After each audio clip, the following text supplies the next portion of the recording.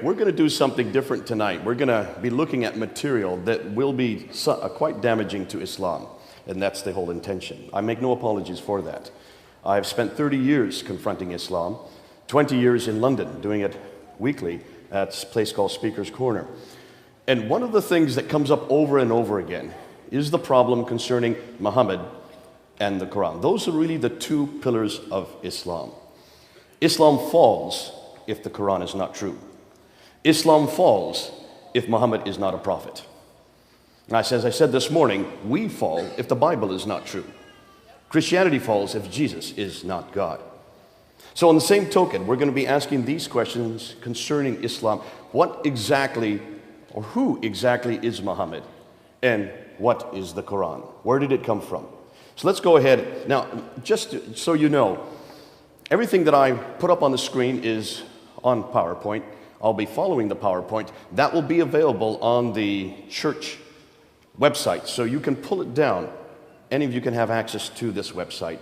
Don't feel you have to write or keep up with me. I go too fast. But let's go ahead and let's see what the Muslims claim. What they claim is, first of all, that Muhammad is the last and the greatest prophet. They would say that all the other prophets that came before, every one of them had problems. Therefore, God finally gave his final revelation to Muhammad. He is the greatest, the seal of all prophets. They would say that the Quran was his revelation, sent down only to him, and is the final and greatest revelation. So every other book that has gone ahead has been corrupted. And so when you look at these two books, they would say this book, though we call it a revelation, has been corrupted. This comes and seals it. It is the final revelation. If there's any contradiction between these two books, this one always is the one that abrogates the other. And that's found in two references in the Quran, in Surah Ayah 106 and Surah 16, Ayah 101. That which we give, mansuk, we give something better, nasik. Nasik abrogates the mansuk. So if there is any contradiction, this is mansuk, this is nasik. This is what destroys, according to Islam, anything that disagrees with the Quran. Therefore, Islam is the final religion, based on Muhammad's life and sayings, which is known as the Sunnah. Everything he did, everything he said is the Sunnah. He is the example for all peoples, in all places, in all times. And the Quran, his teachings. Now, conclusion, Islam is therefore completely dependent on both Muhammad and the Quran. So, let's go ahead and investigate both Muhammad and the Quran and see if indeed the Muslims are correct. This is what Muslims have told us, and this is what I'm going to do now is just look at the classical account. What do Muslims say concerning Muhammad? First and foremost, they say that he was born in 570, that he then got a revelation from an angel, Jibril, while he was in the Hira cave, just north of Mecca. Jibril comes to him while he's meditating and says, "Akra, recite." And his response was, "Ma akra, I cannot recite." He was squeezed, and then the angel repeats the same order. That happened 3 times. Finally, the angel lets him go. He goes back to Mecca, tells the story to his wife, Khadija. She then gives a test to him, and he passed that test, and then she goes and tells Warqa ibn Nawfal, her cousin, what had happened. And Warqa ibn Nawfal, then, the cousin of Khadija, who was a Christian, stipulates that truly he is a prophet. So it's one of the ironies of history that the person that actually gave the pronouncement as Muhammad is a prophet was a Christian. This is according to their account. In 610 then, those revelations started coming, and if you look at the Quran and you just basically put it in half. Now this Quran, because it's in Arabic, it starts from the right and goes to the left. So for if you just split it in half, the first part of the Quran, or what we know as Medina, and the second would be Mecca, the name of the 2 cities where he lived. So this would be Mecca, though it's the latter half of the Quran. This would be Medina, though it's the first half. Confusing, isn't it? Just turn it upside down and you get the right sequence. But it basically says that this part, the latter part, was revealed between 610 and 622, the first 12 years. In 621, he was woken up in the middle of the night, told to get on the back of the winged horse called Burak there in Mecca, and he flies up to Jerusalem, where in Jerusalem, on the rock, where the Dome of the Rock is built, he then ascends the 7 heavens, meets Allah. Allah tells him to pray 50 times a day. He says, okay. He comes down 2 heavens to the 5th heaven. He meets Moses. Moses says, how many times did he tell you to pray? And he said, well, I was told to pray 50 times. He said, no, go back up and see if you can get it down. So he goes back up to the 7th heaven, gets it to 45, comes back to Moses. No, still too many. So he goes back and forth, bouncing between Allah and Moses, and brings it down from 45 to 40 to 35 to 30, down to 15, down to 10, finally to 5 prayers. Once he gets it to 5 prayers, then Moses, okay, that's enough. So it's Moses that actually stipulates how many prayers Muslims are to pray a day. Comes back down then to Jerusalem, gets back on the Burak, the wing horse, and flies back to Mecca. That's called the Miraj. That happens in 621. In 622 then, he then moves from Mecca up to Medina. That's called the Hijrah, the Exodus, with about 80, some say as many as 200 followers. And that is because of the problems he's having in Mecca. And then from 622 to 632, the last 10 years of his life, he receives the Medinan material, which is all the first part of the Quran. This material here. Now, there are some Meccan references in Medinan, and there's also some Medinan in the Meccan, but rule of thumb, that's Meccan, that's Medinan. Then from 630, he then goes into Mecca, and he takes over Mecca. He then controls all that central part of Arabia, called the Hijaz, and he dies in 632. Suddenly, some believe he was poisoned. From 632 to 634, Abu Bakr then takes over, rules for 2 years. He dies peacefully. From 634 to 644, Umar then takes over, and he is one of the ones that moves out and starts confronting and basically conquering many of the great cities of the Levant. He conquers Basra, he conquers Baghdad, he conquers Damascus, he conquers Jerusalem, and he conquers Cairo. So the 5 great cities of the Levant are now under Arab control. You notice I'm saying Arab control, not Muslim. You'll see why. That happens under the time of Umar. So by 642, the 5 great cities of Levant are now under Arab control.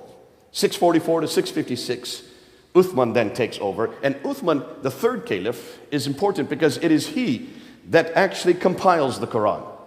It is he that's given that responsibility. He realizes that there were a number of different variations on the Quran. So he tells Zayd ibn Thabit, who is the secretary of Muhammad, to then rewrite the Quran and to correct it if it needs be, if there's any difficulty, then to use the Qurayshi dialect.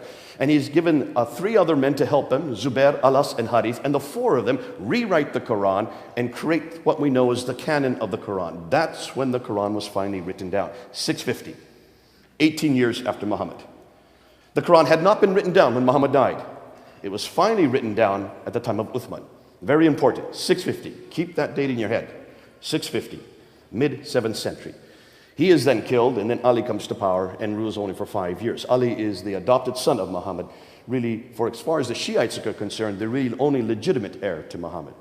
Now that's known, that period from 622 or 624 up until 661, that roughly 40-year period is known as the Rashidun period. That is the rightly guided caliph period. That is the beginning of Islam. That's the golden period of Islam. That's the classical account. Now, I'm just giving you bare bones, just a skeleton view. There could be many other things I could have added to the story, but that's what Muslims have been telling us for 1,400 years. Ooh, wait a minute. Not 1,400 years. I correct myself. 1,200 years. Why do I say that? Has anybody heard any other account? That's really what you've been taught, is it not? That's what you're taught in your schools. That's what all the Muslims are taught. And in every school around the world, this is the classical account. And there's been no reason not to doubt it, because there's no reason for us to assume that anything else has happened, or it could be any different. However, take a look and see, where is it we get that account from? Most of you probably don't know that everything we know about Muhammad himself, his life, is written down in what we call the Siratu Rasulullah, the biography, the life of the Prophet of God. The first man to write it down is Ibn Ishaq. And you can see up there on the, let me just get this thing working. I hope I can get it working so I don't blind myself. Here we go. That's Ibn Ishaq right there. Look at his date, 765. 765.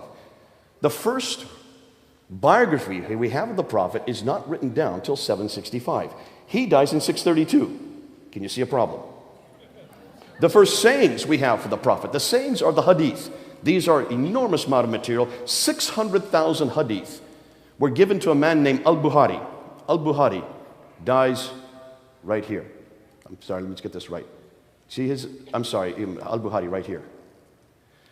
870. The first hadith are written down by him. Oh, let me back up. Hold on a minute. Did I say Ibn Ishaq is the first one to write down his biography? That's true, but we don't have any of Ibn Ishaq's material. We're dependent on this man right here, Ibn Hisham, 833. He was a student of Ibn Ishaq. He then takes what Ibn Ishaq has given him, and he throws out what he doesn't like and only retains what he likes. So the only thing we know about Muhammad comes from Ibn Hisham. His date is 833. Muhammad died in 632. Can you see the problem? The first sayings, these 600,000 akhbars that are given to al-Bukhari, he is then to whittle away that which he doesn't like. He takes it from 600,000 and retains only 7,397. So he throws out 98% of it, only retains 2% of it, and that 2% are the 9 volumes we have of al-Bukhari. You can go up online and read them. But that is done in 870. That's 240 years later. Then if you want to talk about the tafsir, to understand this book, you need commentaries. And the commentaries are first written down by Al-Tabari. And Al-Tabari is right there, 923. The first tafsir we have, written by Al-Tabari. Now, many other tafsirs that come after that, you have Baidawi, Zamakhshari, Suyuti, and many others. But the first one is Al-Tabari, 923, 10th century. So, put this in perspective. Everything we know about Muhammad, all his life, everything that happened, how Islam began over here, doesn't get written down till over here, 200 to 300 years later. Does that bother any of you? That should bother all of you. 200 years of what? Why did it take 200 years to write down his story? Why did it take over 200 years, 240 years to write down his sayings? And where did they get it from? Who are these people? Did they ever know Muhammad? Not one of them knew Muhammad. Al-Bukhari from Bukharistan. Bukharistan is in present-day Iraq. Al-Tabari from Tabaristan. That's in present-day Iran. These were people that lived hundreds of miles away and hundreds of years later. So what were they dependent on? Well, they were dependent on what we know as oral tradition. Now, let's look at Jesus. Jesus, we know, has a biography written. In fact, not just one biography. We know of 4 biographies written about Jesus' life, right? Matthew, Mark, Luke, and John. We know that 3 of them were written within 40 to 50 years of his life. We know that one, John, wrote much later, about 60 years. But we know that John was an eyewitness to everything he wrote, was he not? Matthew was also an eyewitness to everything he wrote. And Mark and Luke got it from the eyewitnesses. So you have 4 testimonies, 4 biographies of Jesus Christ, written either by those who were with Jesus or those who got it from those with Jesus. We know that all the New Testament was written by the first century. Can you see the difference? We're dependent on 30 to 40 years of oral tradition based on the very eyewitness example of the people that actually wrote it. Islam is dependent on 200 to 300 years of oral tradition. Can you see the problem? As a comparison, if we were to impose on the person of Jesus Christ what Islam is now finding out about their prophet, we would have nothing about Jesus written from within Christian sources until the 3rd century. Can you imagine us getting up here? Can you imagine Jack being able to speak and talk about Jesus authoritatively if everything he was dependent on only began to appear in the 3rd century? We wouldn't know who Jesus was. And why would we trust it? Yet this is something Muslims have not acknowledged. So the Western world, especially the secular scholars, are now asking 2 things. And they're coming up to 2 suppositions. Islam, as we know it, they say, did not exist in the 7th century, but evolved over a period of 200 to 300 years. And the Quran probably was not revealed to one man in 22 years, but likely evolved over a period of 50 to 100 years. Their conclusion? The history of Islam, at least from the time of the caliph Abdul Malik, he ruled from 685 to 705, and before is a later fabrication. Now that's a huge amount to say. But we're going to prove that now tonight. We're going to show you why that's so damaging and what we're now finding. Their concern is this. If so much of the history of early Islam was written down so late, then why did it take so long to write it all down? Were these people not literate? Yes, they were. Remember, By 642, they had taken over Basra, Baghdad, Damascus, Jerusalem, and Cairo. Could people not read and write in Damascus, Jerusalem, Cairo, Basra, Baghdad? Were these not great metropolises? Did they not have a library in Alexandria that was destroyed by fire in the 5th century? Certainly these people could read and write. But more than that, they started moving right across North Africa. By 661, they had taken much of North Africa. They started moving the other direction towards India. And by the end of the 7th century, by the time that Abdul Malik comes to power, they controlled all the way from Spain in the west to India in the east. Are you suggesting no one could read and write in any of those countries? And the Muslims themselves tell us that they can read and write. Because where in the world did this book come from? It's a book. It has words, letters written down. According to Islamic tradition, it was written down by Zayd ibn Thabit. Who was Zayd ibn Thabit? He was a secretary of Muhammad. How can you be a secretary if you can't read and write? They themselves tell us that this book was written down in 650, under the time of Uthman. So you can't make up that excuse, though Muslims are trying to make up that excuse now. You can't make up that excuse. And where did the biographers get their material from?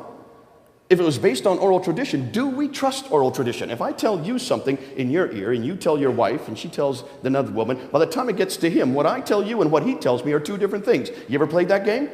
It's a great game to play. We do it all the time in birthday parties. Chinese whispers, sorry Chinese, or telephone.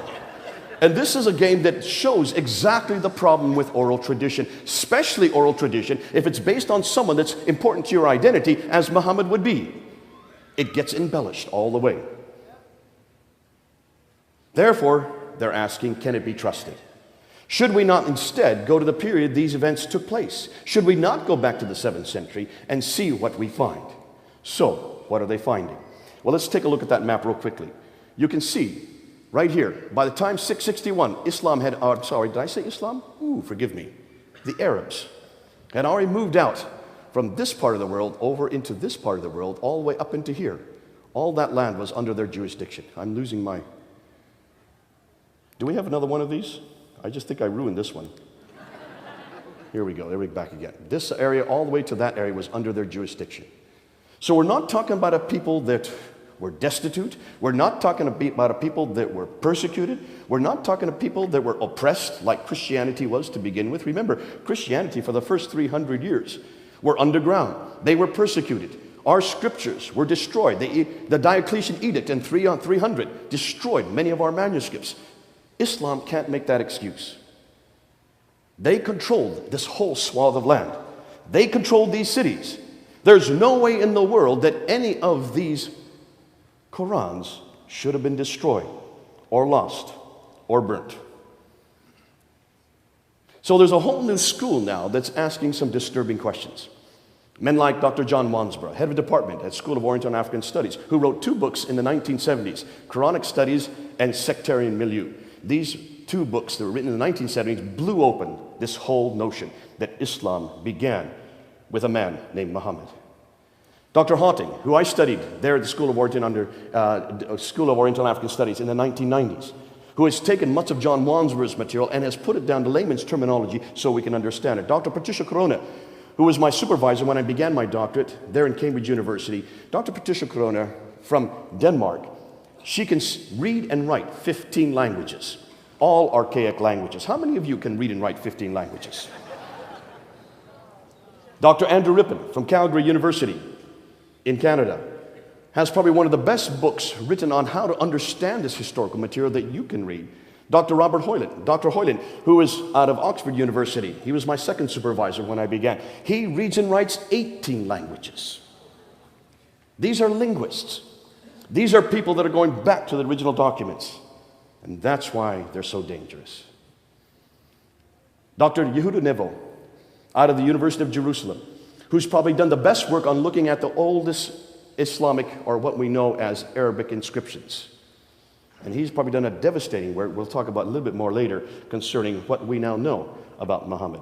And then from the German school, Dr. Luning, Dr. Pwin, Dr. von Bothmer, Dr. Oleg, from Saarland University in Saarbrücken have probably done the best work on the Islamic or the Quranic manuscripts, and we're going to introduce some of their material tonight. But there have been 2 books and 1 documentary which are paving the way. And these are books you can read. The first one was written by Dr. Tom Holland. Dr. Tom Holland was a friend, still is. He and I went and had dinner back in 2006. I had just done a documentary with him on St. Paul. I told him at dinner afterwards that I'm not really an expert on St. Paul, but that he, as a historian, needs to change gears. Now, this man has written 3 bestsellers in Britain. He's considered to be one of our most celebrated historians in Britain today. He wrote Rubicon, which is the fall of the Roman Empire. He wrote Millennium, the fall of the Byzantine Empire. And he wrote Persian Fire, the fall of the Persian Empire. So I turned to him and I said, hold it, stop and think, Tom. These empires fell in the 7th century. What came next? And he said, well, Islam, of course. I said, exactly. You're the best equipped to write the next chapter. He said, well, what should I do? What is it you're talking about? I said, well, just write this down. So I gave 10 historical challenges in 2006. He wrote them down quickly, and that's the last I heard of Dr. Tom Holland until last year, 2012. Someone phoned me and said, have you looked at the Sunday Times? There on the cover of the Sunday Times was that book up there on the right, written by Dr. Tom Holland, In the Shadow of the Sword, was featured on the Sunday Times. He was going to have a meeting to introduce that book at Oxford University. So I went to that meeting. As soon as I walked in, he came up to me, grabbed my hand, and says, because of you, I wrote this book. He took 6 years to write this book. He went back to Dr. Patricia Coroni. He went back to Dr. Hotting. He went back to all the best scholars in the world. He took their material and then he wrote it so you can understand it. He has done you all a favor. You need to get that book. Now it's 400 pages long. Don't read it in one night. Right now, as of last month, the hardback, which you see here in Britain, that's the hardback, is number 1 on the bestsellers list for all Islamic books. His paperback, which is the red one right there, is number 2 in the bestsellers list in the Islamic section. Guess what's number 3? The Quran. Both the hardback and the paperback are outselling the Quran. Now your edition is this one right here. Yours is in white. I don't know why they've changed it. It's the same content in between. It's just a different cover. Go and get that book and read it, because it will explain much of what I'm going to talk about tonight. Then last year in August, a year ago, August 28th, he showed a documentary on Channel 4 television, which is one of our major channels there in Britain. It's only 90 minutes long, and he took what he had written in the Shadow of the Sword, called it Islam, the Untold Story, but he bent over backwards not to come to any conclusions. And he even had a Muslim scholar on the show with him to react to what he was saying. That show caused so much furore, caused so much anger amongst the Muslims, that when they tried to show it a second time in November of last year, Channel 4 television got so many complaints from the Muslims that they did not show it a second time. Now, you are not permitted to see that show. No one outside of the UK can see that show. They don't want the rest of the world to see it. That's how damaging it is. Doesn't matter, I have it right here on my computer. So we're going to give it to the church, and any of you that want to see it, please look at it. It's only 9 minutes long, and you will see why this is so damaging to Islam. Now, another man is Dr. Dan Gibson. Dr. Dan Gibson is an archaeologist. His father was an archaeologist. His grandfather was an archaeologist. He grew up in an archaeological environment, and he decided to move to the Middle East, and for the last 20 years, he has been living amongst the Bedouin, moving around the Middle East and looking at all the geographic places that are mentioned in the Quran. When you look at the Quran, you will see there are many geographical locations. And he came out last year with this book, Quranic Geography. Now, you can buy the book if you want to, but just go up online and order the PDF. It only costs $15. Get it, look at it, and see what it says. Because this book is going to do damage, enormous damage, to the emergence of Islam. And you'll see why. I'm going to share some of that material tonight. But let's go through and find out what these Orientalists, what these revisionists are finding. Take a look and see up there on the screen what they're finding. First of all, what they now find is that the first Arab inscription referencing Muhammad is not till 691. We hear nothing about Muhammad from any Muslim sources until 691. Muhammad died in 632. It takes 60 years before any Muslim or any Arab refers to his name. That's curious. Secondly, the first reference to the people called Muslims is not till the 690s. There's no reference at all to anybody called Muslims until 690. Now remember, who is ruling the Arab world in 690? Abdul Malik. Abdul Malik came to power in 685, and from 685 to 705, he was the ruler. It is he that introduces Muhammad's name. It is he that introduces the name Muslim. What is the name that these people who were conquering all these cities called themselves? They call themselves Saracens. They call themselves Maghrites. They call themselves Ishmaelites. They call themselves Hagarenes. They call themselves Muhajiruns. What does that mean? A Saracen really is a name for an Arab. The Ishmaelites and the Hagarenes, that's of course their inheritance. They look back to Abraham through Ishmael to Hagar. The Maghrites, that's the place that they come from. And the Muhajiruns are those who are in Exodus, those who are basically roaming, going from one place to another, nomadic. The Muhajirs, the ones who do have an Exodus. Those are the names they call themselves. And in all the documentation we can find from the 7th century, these are the names they call themselves. Not once do we find any reference to people called Muslims until the 690s. That's troubling. There's no reference to any religion called Islam until 691. It is first introduced on the Dome of the Rock in Jerusalem, where Amir is from. It is there on the Dome of the Rock, on the inner ambulatories, that we find the first reference to Muhammad as a prophet. It is introduced by Abdul Malik in 691, and then introduced on coins in 692. So we have no reference to Muhammad as a prophet, or any reference to Muslims, or any reference to a religion called Islam until 691, 60 years after Muhammad. Now here's the hardest part. The first reference to Mecca is not till 741. Muhammad died in 632. We're going to come back to that. That's so significant. We have to come back to that. And the first biography of Muhammad, as I said earlier, is not till 833. Now, Dan Gibson wanted to look, and he noticed that when you look at the Quran, you will notice reference after reference, about 65 references to geographical locations in the Quran. And what was interesting, 9 places are named, and the 3 that are named most often are the place called Ad, the people of Ad, 23 times, the people of Thamud, 24 times, and the people of Midian, 7 times. But these people in Ad, and these people in Midian, these people of Thamud are not anywhere near Mecca. Mecca is down here. These people all live up here, 600 miles further north. So if these people are being referred to all the time in the Quran, why is it they're not close to Mecca, where they should be? They're much too far north. We've got a problem with Mecca. There's only one reference in the entire Quran to Mecca. I don't know if you know that. But there are many places in the Quran where it says the settlement where the prophet came from. Even Muhammad's name is not referred there. Only 4 times will you find Muhammad's name in the Quran. Always you'll find the messenger, or the prophet, or the place of the prophet, or the settlement of the prophet. But it doesn't say which prophet. Muslims haven't put the name Muhammad in there in parentheses. They've included it in there. They've imposed it in there. But that's not what it says in Arabic. Did you know that? So we know there's a prophet. We know he comes from the settlement. But who is this prophet, and from what settlement? That's what we're trying to ask. When you look at Mecca, you will see it also has many problems. According to the Quran and according to the traditions, it mentions this settlement where the prophet comes from is in a valley, has a parallel valley, has a stream going through it with a pillar of salt right outside of it, from which the prophet would go past in the morning and come back in the evening. The pillar of salt, that of course, is the wife of Lot. With fields, trees, grass, clay, loam, olive trees are there in this settlement. And that mountains are overlooking the Kaaba. It refers to the Kaaba. But take a look at Mecca. Mecca has no valley. It's a plain. It has no stream. It only has one well, the Zamzam well. There is no pillar of salt anywhere near it. That's 600 miles further north. There are no fields. There is no trees, grass, clay, loam. There are no olive trees. There are no olive trees in all of Arabia. The only olive trees you'll find are around the Mediterranean, 600 miles further north. Mountains overlooking the Kaaba, the closest mountains are 5 kilometers away.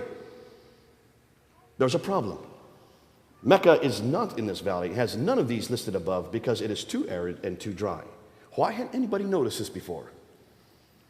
The Kaaba that is mentioned, we are told that it resides in the mother of all settlements, but doesn't say where that settlement is.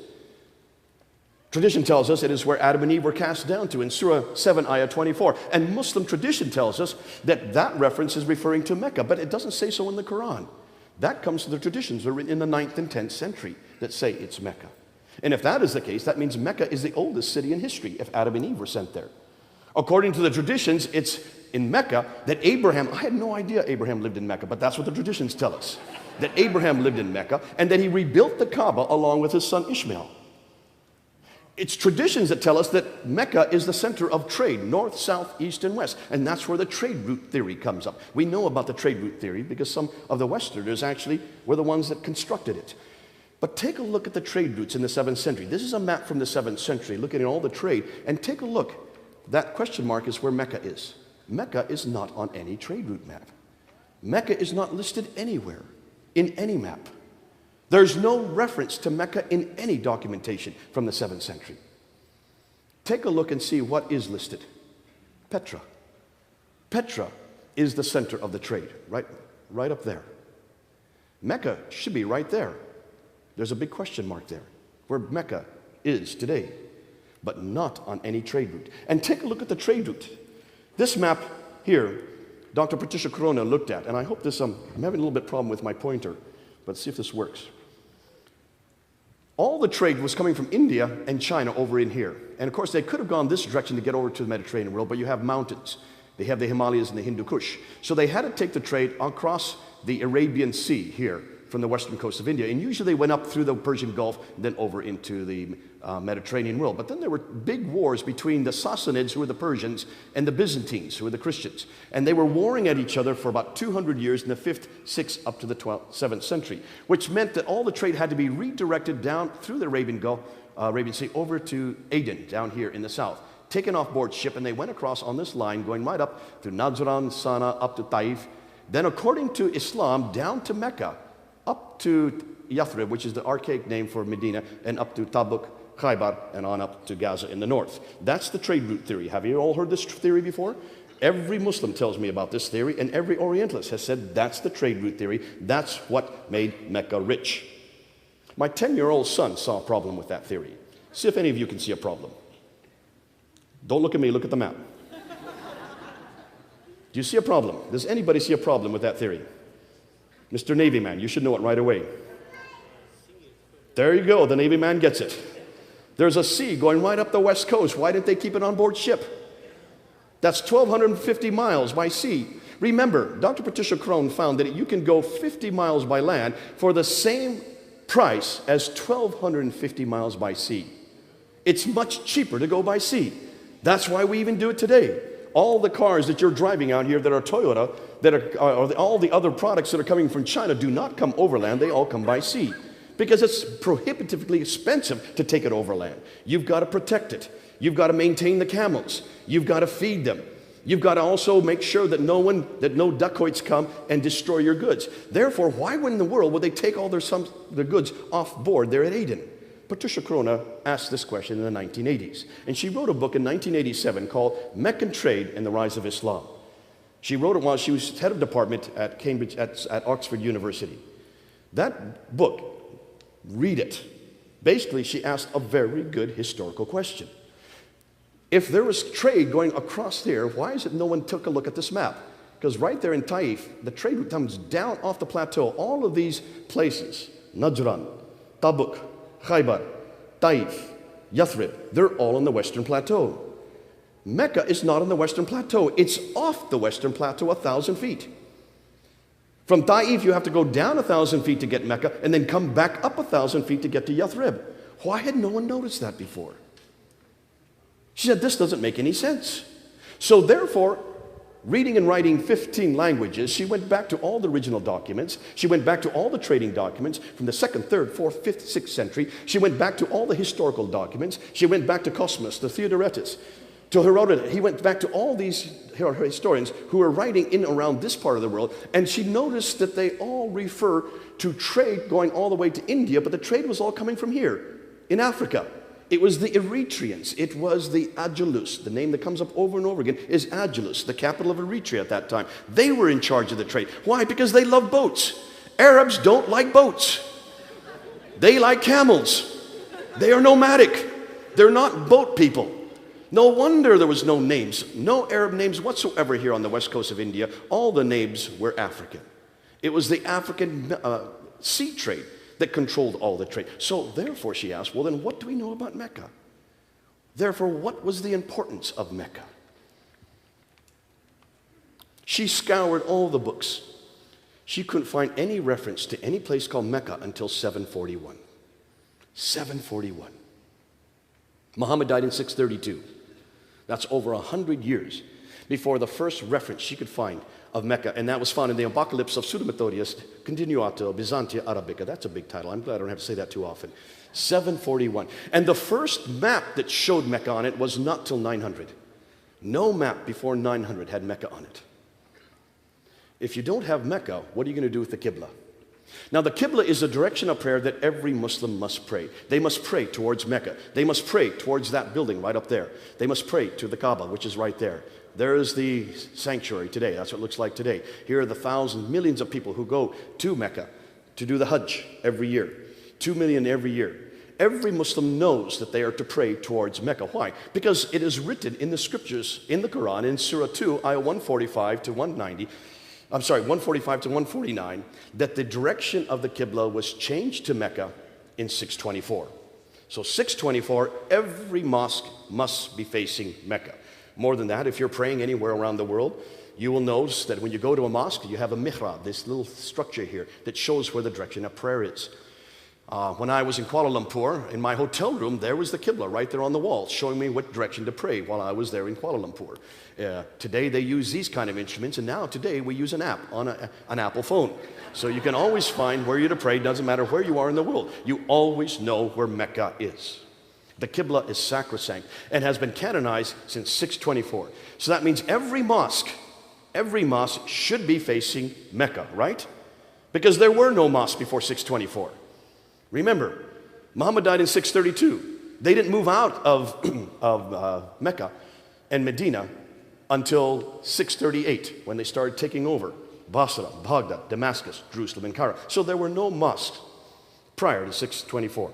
Every mosque after 624 should be facing Mecca. Well, Dan Gibson wanted to ask that question. And so he therefore decided to look at the earliest mosques. We do know that Dr. Creswell and Dr. Fehervardi, back in 1905, when they went to Iraq and then when they went to Egypt, they uncovered the two oldest mosques in Iraq that they could find, and they dug down to the original floor plans, the Wasit Mosque and the Kufa Mosque there in Iraq, and the Fustat Mosque in Egypt. And when they dug down to the floor plans, they found that both the Wasit Mosque and the Kufa Mosque were facing Petra, and that the Fustat Mosque in Egypt was facing Petra. But they should have been facing Mecca. Now, they said this is a curiosity and left it at that. In 1905, they could say no more. Dr. Gibson wanted to find out a little bit more. And so he decided to go back and re-look at this map.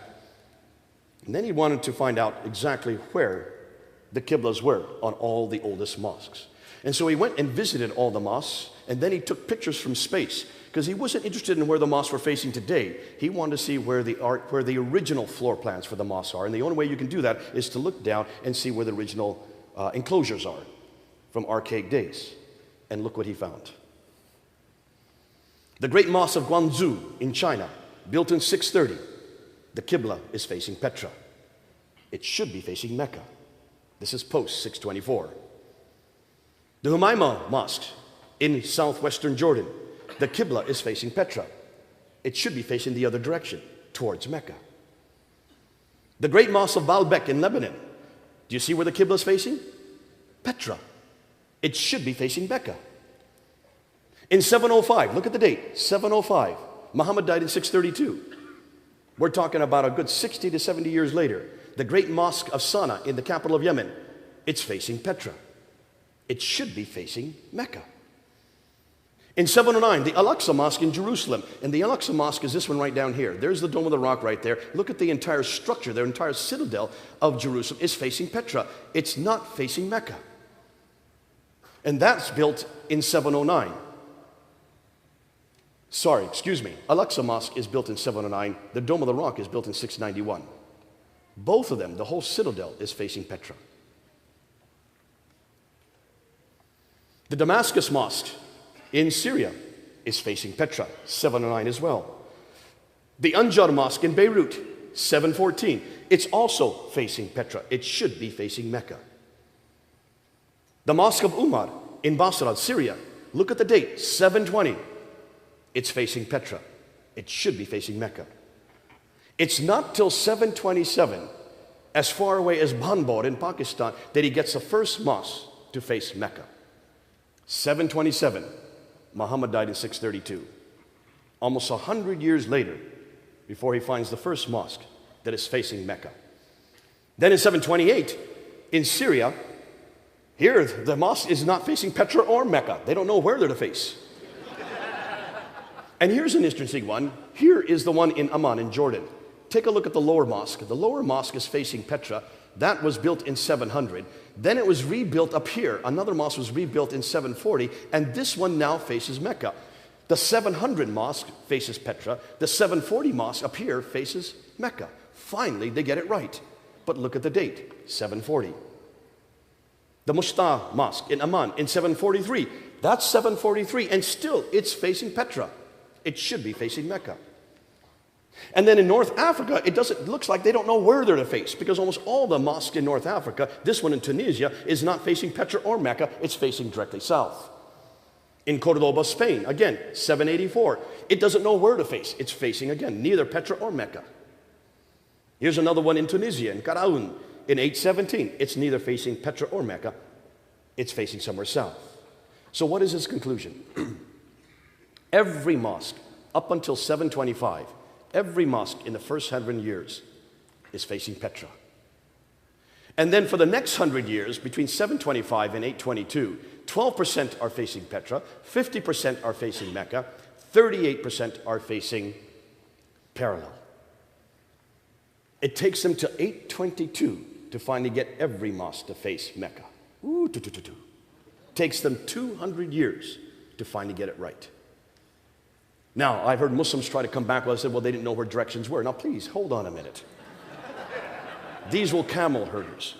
They went through the deserts. There were no roads in the deserts. How did they find their way? How could they find these oases in the middle of these sand dunes? They used the stars. Certainly they knew where Petra was, and they knew where Mecca was. And what's most curious, why is it that every mosque up until 725, all of them are facing Petra, from as far away as China? That's what's curious. The fact that uniformly, they're all facing Petra for about 100 years after Muhammad's death. If you take a look and see why, look where Petra is. Petra is at the center of the trades. It's at the center of the world at that time. I don't know how many of you have been to Petra. Have anybody here been to Petra? What have you noticed about Petra? It's a city of tombs and temples, isn't it? Beautiful, beautiful carvings out of the solid rock. And you go there and you will see that this is the center of the Nabatean civilization. The Nabateans were the precursors to the Arabs. Arabic comes from Nabatean script. Almost all the traditions that we see in Arabia come from Nabateans. They were the precursors. They were the ones that introduced Arabia. They were the ones that gave it its language.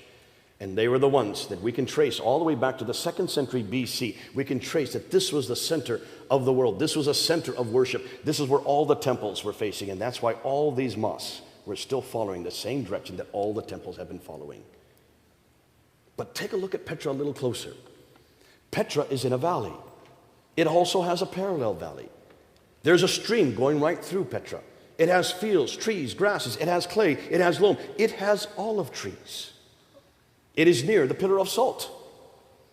In fact, it's Petra in a valley, has all of the items listed in both the Quran and the traditions.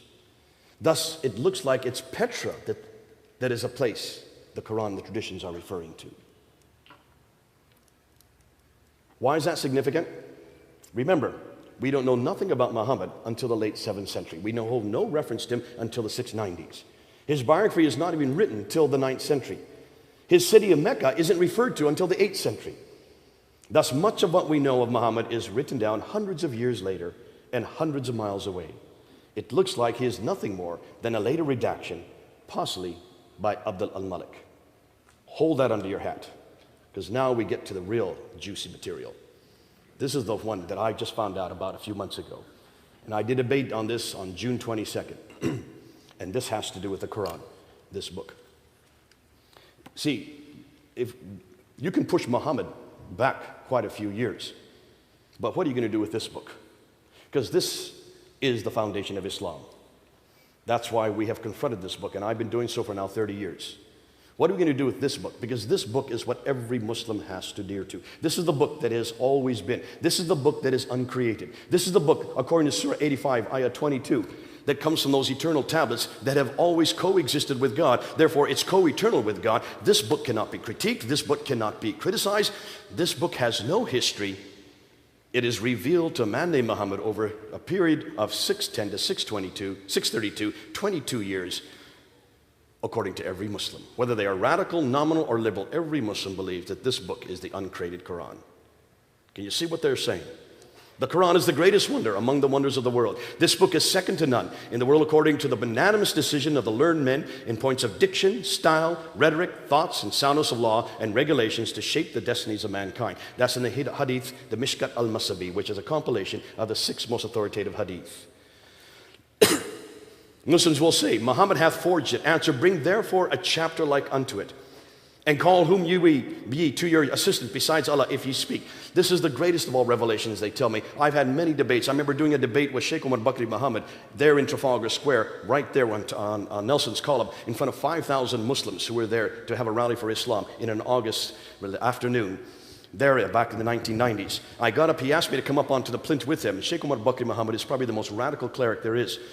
And we had a debate, a impromptu debate for about 45 minutes in front of all these thousands of Muslims on the Quran itself. And after about 45 minutes, he finally turned to me and he said, well, listen, if you don't like the Quran that much, then bring therefore a chapter like it. Show me anything that can equal this book. And I took out my Bible and I opened up to Psalm 23. And I just started reading Psalm 23. And I started reading it, they turned off the microphone. So I spoke up, I went to the edge of the plinth and I used my speaker's corner voice, which is pretty loud. And I finished Psalm 23. I turned towards the Sheikh. I said, you show me a chapter like that. Show me any chapter that can equal Psalm 23. And I could have gone to Psalm 1 or Psalm 2 or any of the Psalms. I could have gone to 1 Corinthians 13. I could have gone to Matthew 5, Matthew 6, any of my favorite chapters. And you will find that many chapters, many verses are superior to the Quran. So when it happens to you, you say the same thing. Yet for today, what we need to ask is, this is what the Muslims claim. It is the greatest of all revelation. It has never been created. That means every word, every letter that's in this book, in the Arabic, is the same that's there in heaven on the tablets. It has no history. It has no human intervention. It was sent down, word for word, by Jibril to a man named Muhammad who could not read or write. That's curious. And finally written down 18 years after Muhammad was dead. That's even more curious. Nonetheless, every Muslim will say that they can trace this book, unlike the Bible, they can trace this book all the way back to its origins. They can trace it all the way back to what they call the Uthmanic recension. This is the Uthmanic recension. This is the same book that was compiled by Uthman, that he had those 4 men, Zubair, Alas, Harith, and Zayd ibn Thabit. The 4 men write that Quran. That's what they say. It's not me saying it. This is what the Muslims say. When was it written down? According to Al-Bukhari, and this is what Al-Bukhari's written, you can see it on the right there, this is the translation on the left, that Uthman in 650 did not have the entire corrected Quran text at hand, as Al-Bukhari admits. A large part of the Quran may be lost, for he then orders 3 to help Zayd ibn Thabit, Zubair, Alas, and Harith, to revise the codex, which was given to Hafsa, the daughter of Umar, and correct it where necessary, even recalling a verse, chapter 33, verse 23, which had been missing from the original text. Isn't that curious? Uthman then takes Hafsa's Quranic manuscript and has the 4 compilers rewrite the text. And in case they disagreed, they were to write it in the dialect of the Quraysh and order that all the other Quranic materials, whether written in fragmentary manuscript or whole copies, be burnt. Why would you burn manuscripts? Unless they disagreed. He then sent every Muslim province 1 copy of what had been copied. And that's what Muslims have told me for 30 years. And that's what you've heard, that 4 copies were then made of the original Quran. 1 was left in Medina, 1 was sent to Basra, 1 was sent to Baghdad, and 1 was sent to Damascus. Have you heard this? Every Muslim will tell you this. And if there are any Muslims here in the room tonight, you will agree that there have been 4 original copies. Where are those copies? That's what we're asking tonight. Where are those copies? And I've asked this for 30 years, and in every debate I've asked, where are those copies? Now, Muslims always tell me that two of the copies still exist today. One is called the Topkapi manuscript, which is in the Topkapi Palace, there in the Topkapi Museum in Istanbul, in Turkey. And the other is called the Samarkand manuscript, which is in Tashkent, in Uzbekistan. This is the Topkapi manuscript, and there's a picture of it. The Topkapi manuscript. If you look up on the screen, you will notice, if you look carefully, you can see some blood stain right there. See some blood stain on it right there? That, according to Islamic tradition, is the blood stain of Uthman. He was reading it, and while he was reading, he was killed, and that's his blood on the copy. So this is an original Uthmanic recension. This is what every Muslim tells me. And if there's any Muslims here tonight, please tell me I'm wrong. Because this is what every Muslim has told me. This is the original copy. In Turkey, in Istanbul. And there's been no reason for me to disagree, because I've never been able to look at it. None of us have been able to do any study on it. We can't do any forensic testing. I'd love to do some accelerated mass spectrography. I'd love to be able to do some carbon testing on it, dating it to make sure that this is from the 7th century. We're not able to touch it. No one can touch it. This is the other one, the second one, the Samarkand. There's a picture of it up on the wall. The Samarkand is in Tashkent. That, according to Muslims, is the second manuscript. These are what they known as the Uthmanic recensions. Now, since no one has been able to look at it, of course, there's been a problem. We've just had to take them at their word. That wasn't until 2002. In 2002, two men in Turkey were then given access to this manuscript and also to the Tashkent manuscript. These two men are known as Dr. Ekmeledin Isanoglu and Dr. Tayyar Altıkılıç. The reason they were given access to it is because they are the ones that actually control those manuscripts. They live in Turkey. Dr. Tayyar Altıkılıç is the world's scholar, leading scholar in Quranic studies, ex-president of Turkish Religious Affairs, deputy in the Turkish parliament. He was given access to it in 2002, and for 5 years, he was able then to look at it from 2002 until 2007. I was only given his response. I was only given their response in May of this year, and here it is right here. This is 83 pages long. Actually, it's a 1,000-page book that they finally wrote. I only found out about this in May of this year. And let's hear what they are now saying. Now remember, these are the only scholars who have been given access to any of these manuscripts. And it's not just these two. I'll go about 4 other manuscripts as well. According to Dr. Ertan Insanoglu, he says that the Topkapi manuscript is not Uthmanic at all. Nor do we have any of the copies of these mushafs. These mushafs, that's the manuscripts, date from the later Umayyad period. Dr. Tayyar Altıkılıç goes on, he says there's no serious scholarly work has been done on them. These mushafs date from the early mid-8th century. They are not Uthmanic, nor copies sent by him. The Topkapi manuscript, in fact, he says, has 2,270 manuscript variants. That means consonantal differences between that manuscript and the text that we have today. 2,270. The Tashkent manuscript. He said when he looked at it, he realized that there were some problems here. It was obvious that whoever wrote that manuscript did not know Arabic very well. It has undisciplined spelling, different writing styles, scribal mistakes, copyist mistakes, written by someone with little experience, with later additions, and it only goes up to Surah 43. There's 114 surahs in the Quran. It's not even complete. Then he was given access to the Husseini manuscript, which is another one of these supposed Uthmanic recensions. Dr. Tayyar Altıkılıç said this is not Uthmanic. It is dated from the early mid-century. The Paris Petropatalines manuscript, which is in France, in Paris, done by Dr. François Deroche, says that there are 5 different copies. Corrections were made to the text. When comparing with the Cairo edition, which is this canonized text, there are many words turn out to be written in a different way. Many questions still remain unanswered. What was more, he said, that it disagrees with the canonical readings in 93 places. Why haven't we been told this before? When they looked at the Untitled Quran, which is in London, which is where I live, the Untitled Quran, considered to be the second oldest Quran, dated to the late 8th century. It is not 7th century. It is not even complete. It only goes up to Surah 43. And then when they looked at the Sana manuscript, probably the most damaging, the Sana manuscript, which was discovered in 1975 in Yemen, the Germans were permitted to look at it in 1981. Dr. Gerd Quinn and Dr. Karl-Heinz Oleg then looked in 1981, and they found that there were many deviations mentioned in later manuscripts. Just take a look at this picture here. This is from their copies of it. Here you have Surah 19. That's written in Hijazi text. That's the script that would have been around in the 7th and 8th century. From 19, right at that yellow mark, it jumps to Surah 22. What happened to Surah 20 and 21? Surah 21 begins over on the next page in a completely different script, in a much later script. There's about 60 years between these two pages. So why haven't we been told this? Yet this script here is dated to 705, over here to the late 8th century. Take a look at every one of those orange marks. Every one of those orange marks are what we know as manuscript variants. That means words or phrases in that script that's different than the canonized text we have today. There's over 1,000 of these manuscript variants. Yet Muslims tell us that the Quran has never changed. The Quran has always remained the same. That this is God's holy text. That it is complete. And that it was complete by the time of Uthman. There's another picture of another page. When they looked at the palimpsest, now when they noticed that all of these manuscripts are written on skins, animal skins. We know them as parchment or vellum. And when they would write on the animal skins, they would wash it off and then write over top.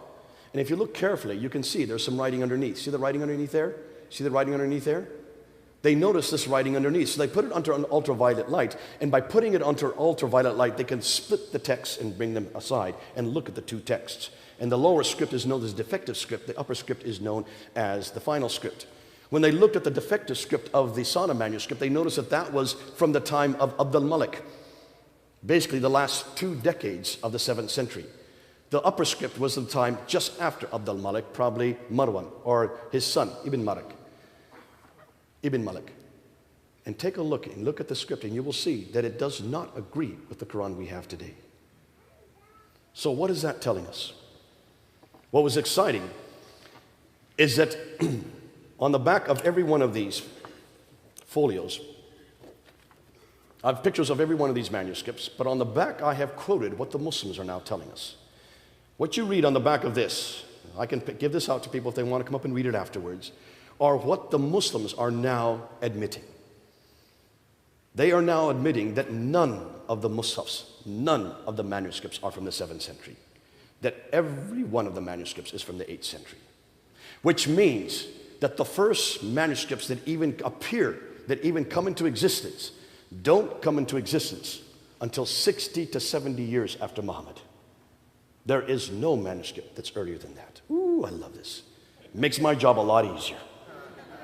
Can you see why this is so damaging? Because if the first manuscripts that we see here, all these manuscripts, the Huzayni manuscript, the Paris Petropolitanus manuscript, the Ma'al Quran from London, the Sana manuscript from Sana in Yemen, if all of these manuscripts do not appear to the 8th century, then you can see, of course, what this is going to do to Muhammad. This means Muhammad had nothing to do with the Quran. And in one fell swoop, we have destroyed the Quran and Muhammad simultaneously. And what happens to Islam?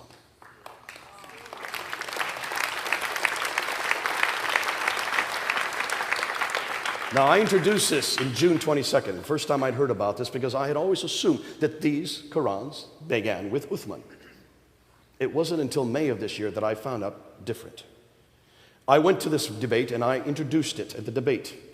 The debater, Adnan Rashid, who's considered probably one of the best debaters in Britain today, had no response.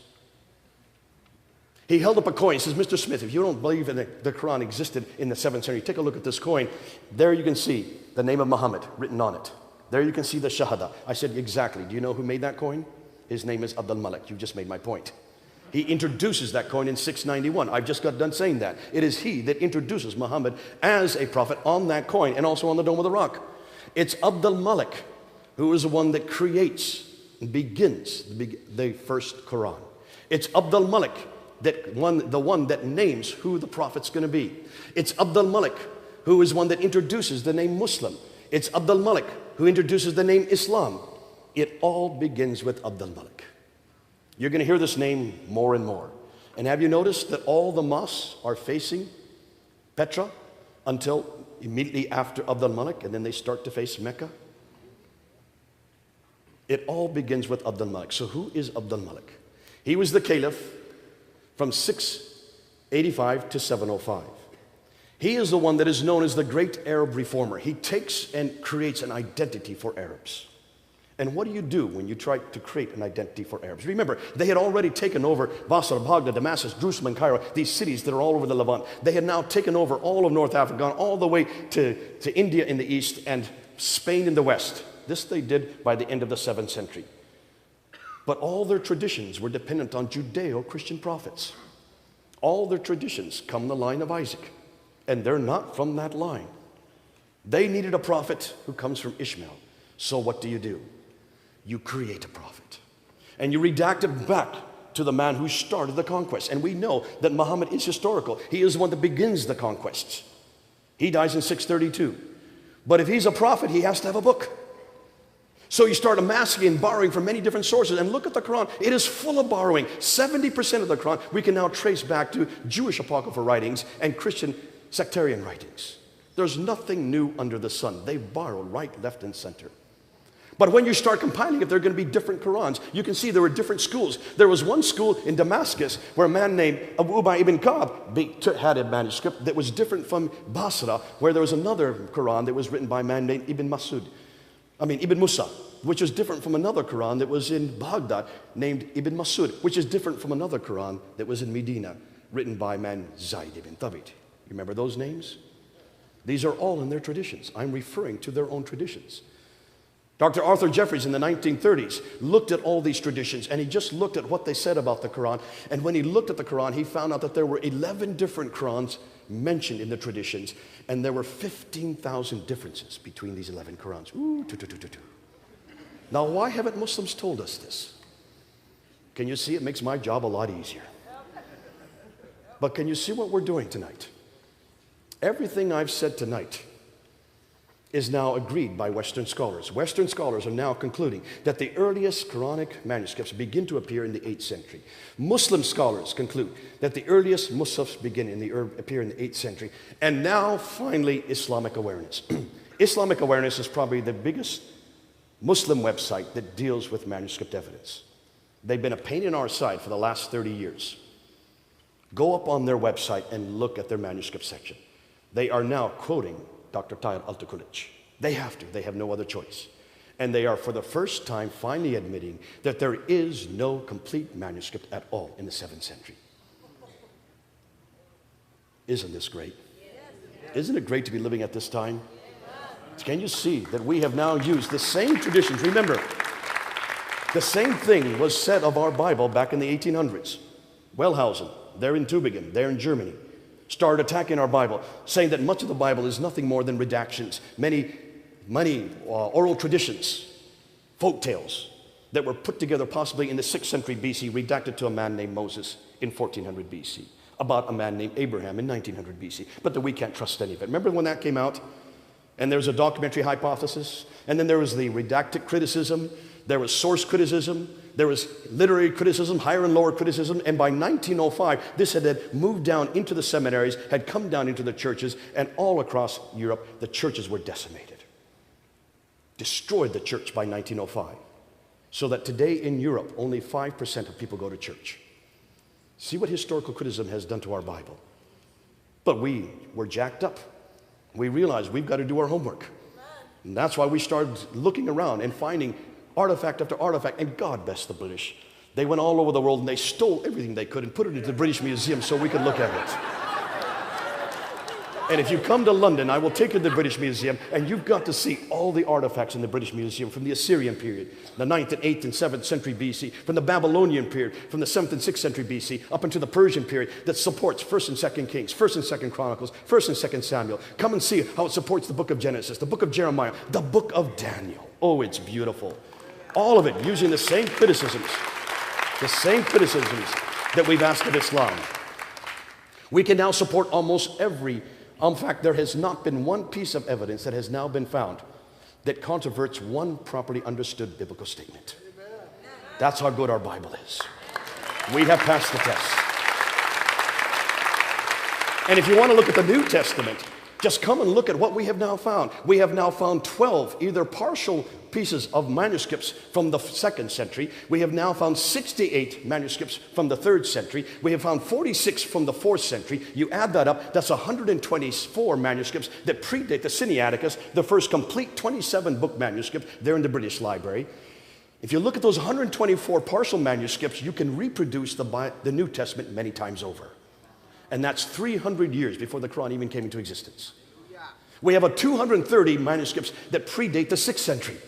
That's 100 years before the Quran even came to existence. What did I say came into existence? Oh, excuse me, the 8th century. The first Quran only begins to appear in the 8th century. Ooh, I love my Bible.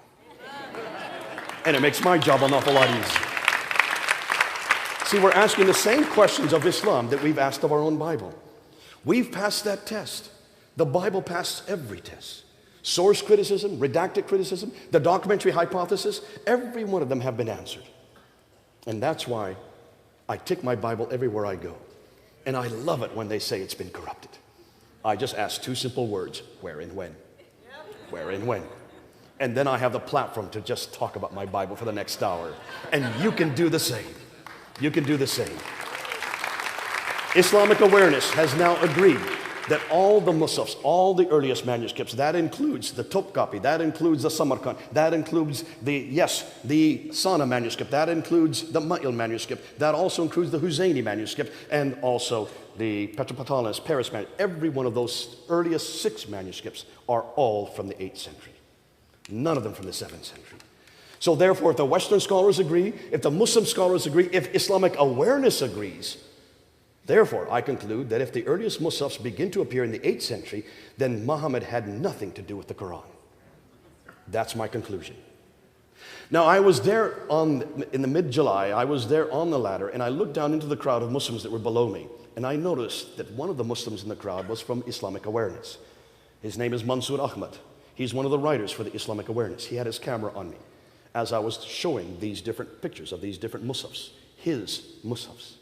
I turned to Mansour and I said, everything I'm reading comes from your website. And I just read from his website, quote after quote after quote. I said to Mansour, you say that the Quran has never changed. You tell me that the Quran is perfect. You tell me that the Quran is complete. And that there has been no manuscript that has been destroyed, that all the manuscripts agree. Yet here, I'm just showing you from your own website that the Topkapi manuscript has 2,270 difference from the Quran we have today.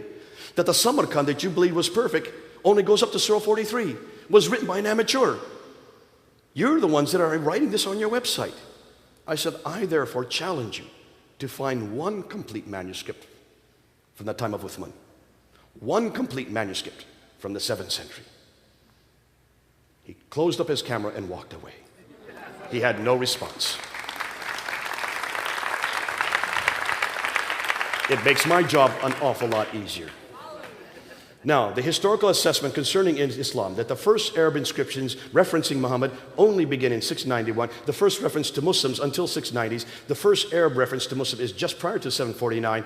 The first reference to Islam is not till 691. I've already said this. And the first reference to Mecca, not till 741. Can you see what we're now dealing with? There's an awful lot of work yet to be done. We now are going to have to piece all the pictures together. We don't have a complete understanding of what this all says. But what we can now say pretty much categorically is that the Quran does not come from God. It probably began with Abdul Malik. And it certainly does not come from Muhammad. And if we don't know anything about Muhammad until the late 7th century, and we don't even have his biography until the 9th century, then should we trust any of it? Now, I want to be careful. If there are any Muslims in the audience, I'm not here to destroy Muslims. I'm here to destroy your Quran. I have nothing against Muslims. It's this book that bothers me. Because it's this book that does to you what I see going around the world. It's this book that damages women. It's this book that damages men. It's this book that damages my God. It's this book that damages Jesus Christ. That's why I can only confront this book. And it's your prophet that takes this book and supposedly gives it credibility. That's why we're doing what we're doing tonight. And I want to tell Muslims, listen, this book no longer is the Word of God, but this book is.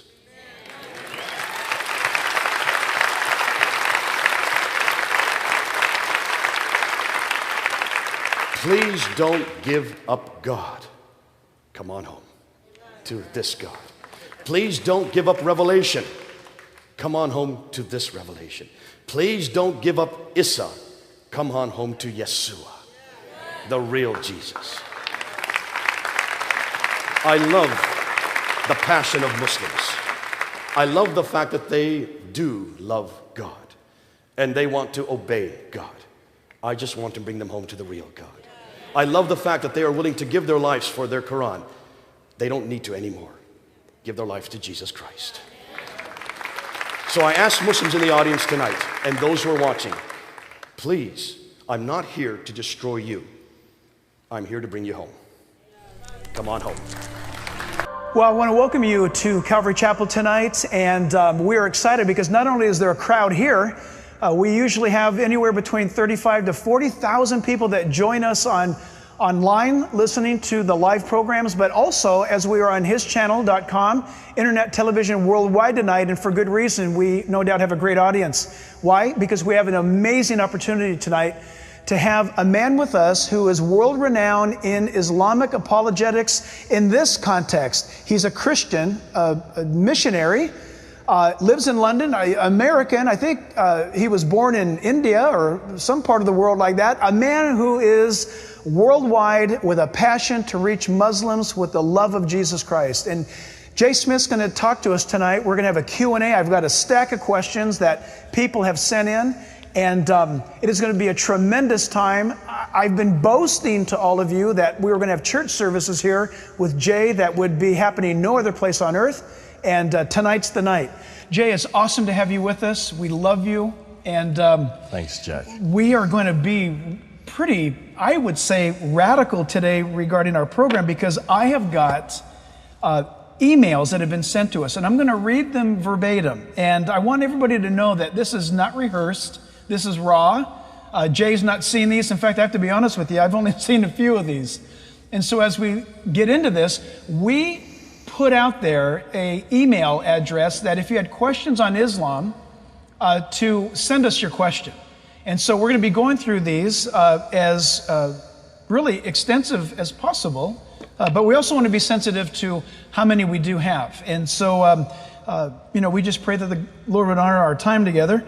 So, Jay, listen, this one is regarding a doctrinal question. And the email writer says this: I have friends who are participating Muslims and are passionate that through the path they are pursuing, they'll find God, peace and harmony, they say, which surrounds all those who believe in Allah. As I bring up the issue of terrorism and killing Christians and non-believers by Muslims around the world, they respond that those actions do not represent true Islam, that it's an attack against true Islam, that they're really peaceful brothers and sisters who are not violent, not into killing. How would you respond to that question? Good question. I think that's a question that an awful lot of people are asking, because most people who are watching, in fact, they're watching this program, have either met a Muslim or know somebody who knows a Muslim, and they're finding the same reaction from Muslims living here in the United States. Most Muslims you come across will say that Islam is a religion of peace.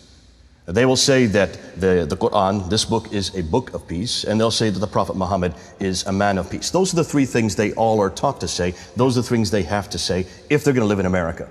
They have to. No other choice. Now, here's the way to answer this. Here's the way to answer them. If they say, if I come up to you and I say, and I'm going to be the Muslim now, and I say, listen, I believe that Israel has a right to exist. We Muslims do have a belief in that. We believe that democracy is perfectly okay. We have no difficulty with you as a Christian, you your religion, me my religion. We both believe in peace. We share the same God. We even share the same prophetic line. We also share the same Jesus. These are things that I will say as a Muslim. How are you going to respond to that? The only way you can respond to that is to accept it. But there's a better way to answer that. And that is to just open the Quran and say, prove it. Show me in the Quran. Show me one peaceful verse in the Quran. Start that way. Wow. See, for every Muslim, whether they are radical or nominal or liberal, they all have to come back to this book. Now, my radical friends, they're the ones I work with over here, they love this book and they read it. And they also interpret it and they exegete it and they assimilate it and they follow it. The nominal Muslims, the ones that, the tendency, the ones that you meet here in the United States, have not read this book. And so Really? they will hear whatever their imam tells them. And many of the imams now living here in the Los Angeles area in the United States know that they dare not let people read this book, because if they read the book, they will get the true answer. They'll find that in fact, there are no real peaceful verses for people like me or like you. That's interesting, because I'll have a Muslim ask me, have you read the Quran? And you're saying that many Muslims don't read it themselves. No, for one very good reason. Well, we read the Bible, don't we? Yeah, sure. I hope you read the Bible. I sure do. I hope you do on Sunday mornings. I sure do. God bless you. Every day in between. And your church demands that you read the Bible. Absolutely. Open its scriptures. Verse by and verse. take what the author is saying and then apply it to the people out there. Yep. So we are used to that. And you have Bible studies, and everybody is taught to read the Bible because it makes sense. Sure. From Genesis all the way to Revelation, Yeah. there's not too much here that's a mystery. Yeah. You try that with the Quran. Really? Try and see. In English, I'm not saying in Arabic. Even in English, see if you can get all the way through it and find a complete story. Wow. You'll only find one. There is only one complete story in the Quran, and that's the story of Joseph in Surah 12. Stories don't begin, stories don't end. There's no transitional phrase to go from story to story. It's confusing. Listen, 20% of the Quran, even the Muslim scholars don't understand. Is that right? So you don't read the Quran to understand it. You don't have Quranic studies like we have Bible studies. So what do you do with the Quran? What's its purpose? For Muslims, there's only one purpose, and that is to memorize it. You memorize it, Yes. verse after verse after verse, but you always memorize the Arabic. 85% of Muslims don't speak Arabic. That's right. So all your Muslim neighbors here that you're talking to, if they said, I have read the Quran, what they're saying is, I have memorized parts of the Quran.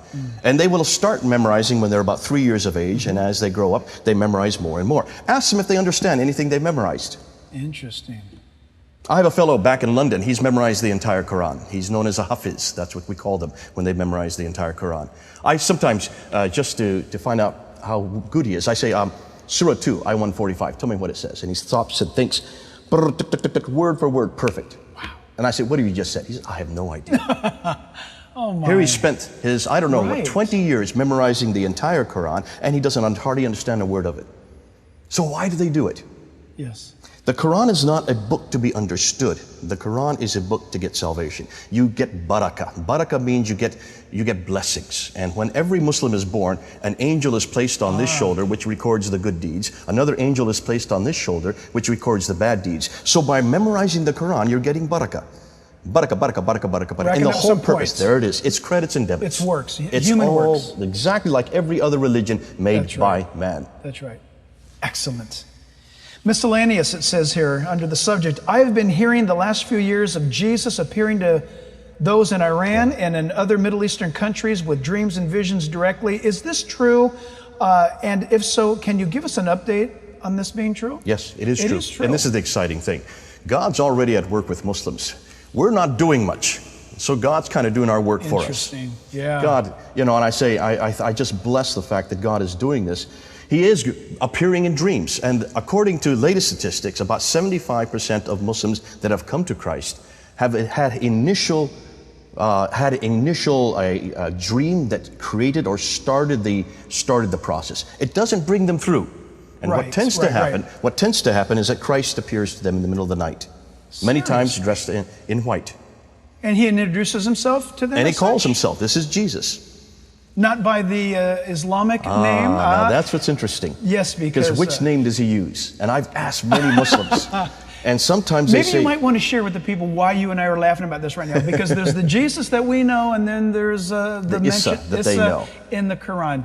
So probably it's like two different names. Yeshua is the name that we know, because that is the correct Arabic name for Jesus. Yeah. And that's the name that Arabs have known for 2,000 years. Yes. Remember, Jesus has been around long before Islam came into being. this is correct. And long before Islam came into being, the church was here. That's right. And there were churches in the Arab world. That's right. And they always knew Jesus as Yeshua. Like Yeshua in Hebrew. Sure. Issa is unique to this book. It was introduced by this book. Issa is the wrong name. Yeah. We'll get into more on that when we Yeah. probably later on in another question. Yeah. But that's why it's important that we say God is doing something, and He is appearing in dreams. And I thank Him for that, because that gets the ball going, and that's where they're going to come to us, and we have to be ready. Yeah. Say, listen, let me Amen. tell you about this Jesus that you've met. But don't go to this book to find Him. Come on home. Isn't Come on that back to this book, the bigger book. You notice? That's right. The bigger one than this book. I always keep it bigger for a You reason. always have. I love it. I love it. Another question here. Why are people of the book, Christians and Jews, constantly being targeted by the religion of peace? Define religion of peace. You mean Islam? I think that person meant I think we've Islam. already answered. That's not the religion of peace. In fact, not... we didn't really answer that question, did we? Maybe we should go back to that real quickly and ask. Correct. Is this then the religion of peace? Is this book the book of peace? Is the Prophet Muhammad the man of peace? And the answer in all three is absolutely not, absolutely not, absolutely not. For one very good reason, just read the pages. Right. You can't find any peaceful verses. Well, I have to be careful. In the Meccan surahs, you will find a verse that says, to you, your religion, to me, my religion. Yeah. That's there. And then they'll have in Surah 2, Ayah 146, there is no compulsion in religion. Right. But read the rest of the verse. Right. It has nothing to do with you and me. Yeah. It has to do with Muslims. There's no compulsion. But then it goes on to say, but he who rejects Allah, great will be his future in fire. Yeah. So then tell me if there's no compulsion. And wasn't that section of the Quran written while Muhammad was in a more obscure role? Things hadn't happened according to... In the Meccan surahs? Yeah. Yeah, this is from... Now, this is... The more peaceful side of it, if you could say I'm going to contradict myself later on in this talk, but what Muslims tell us, this is what they tell us, is that if you take the Quran and you just divide it in half, now this one goes from right to left, so this half here, that would be Medinan. Yeah. This would be Meccan. Yeah. It's referring to two different cities. Yeah. Yes, sure. Mecca is the city that he first lived in, and when he received his revelation from 610 to 622, that's what he received. Yeah. Rule of thumb, there's some Medina material in here. And then the last 10 years of his life, he received this material in Medina. So it actually goes backwards. You just turn the Quran upside down, you get the right sequence. Nonetheless, in this part, and this is what you're getting at, in this part, there's an awful lot we can accept. God's up here, man's down here. We don't know God, we can't understand God. He sends these intermediaries called Rasuls or Nabis, prophets, and we obey and we submit. And that's what Islam means, obey that's right. and submit. So there's not too much we would disagree with here. It's this material that really gets problematic. And this material is full of violence. That's right. Verse after verse after verse. That's violence. Slay the unbeliever wherever ye find them. Besiege them. Lay in wait for them with every kind of ambush. This is Surah 9, Ayah 5. Yeah. That's in this part. This next question is a political media question. It says here, the media and local groups want us to believe that Islam overall is a religion of peace and that the Islamic terrorists are just radical or extremist. How do you try to understand or discern what the media, both locally and nationally, portray the Islamic groups who want you to believe or to tell you about their religion? I'm not quite sure if I understand that question. Okay, basically what it's asking is the media, and I would just say the media, our government as well. Yeah. And I live in Britain.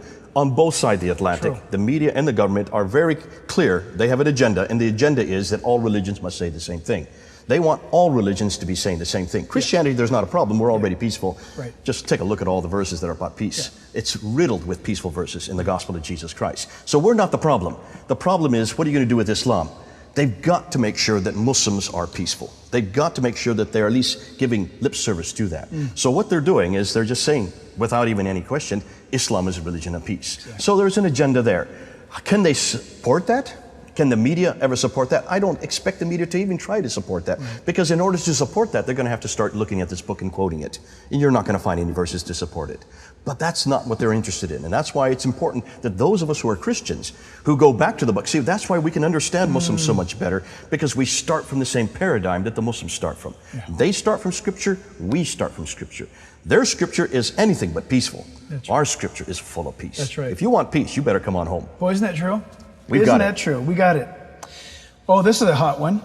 Again, under the subject political and media, it says the issue of homosexuality is at the forefront of the American culture today. The media is obsessed with propagating their one-sided agenda while blacklisting or bullying the Christian who chooses not to support the homosexual lifestyle. What is the Islamic view on homosexuality? If Islam does not support homosexuality, why does the media choose to blacklist the Christian but not the Muslim?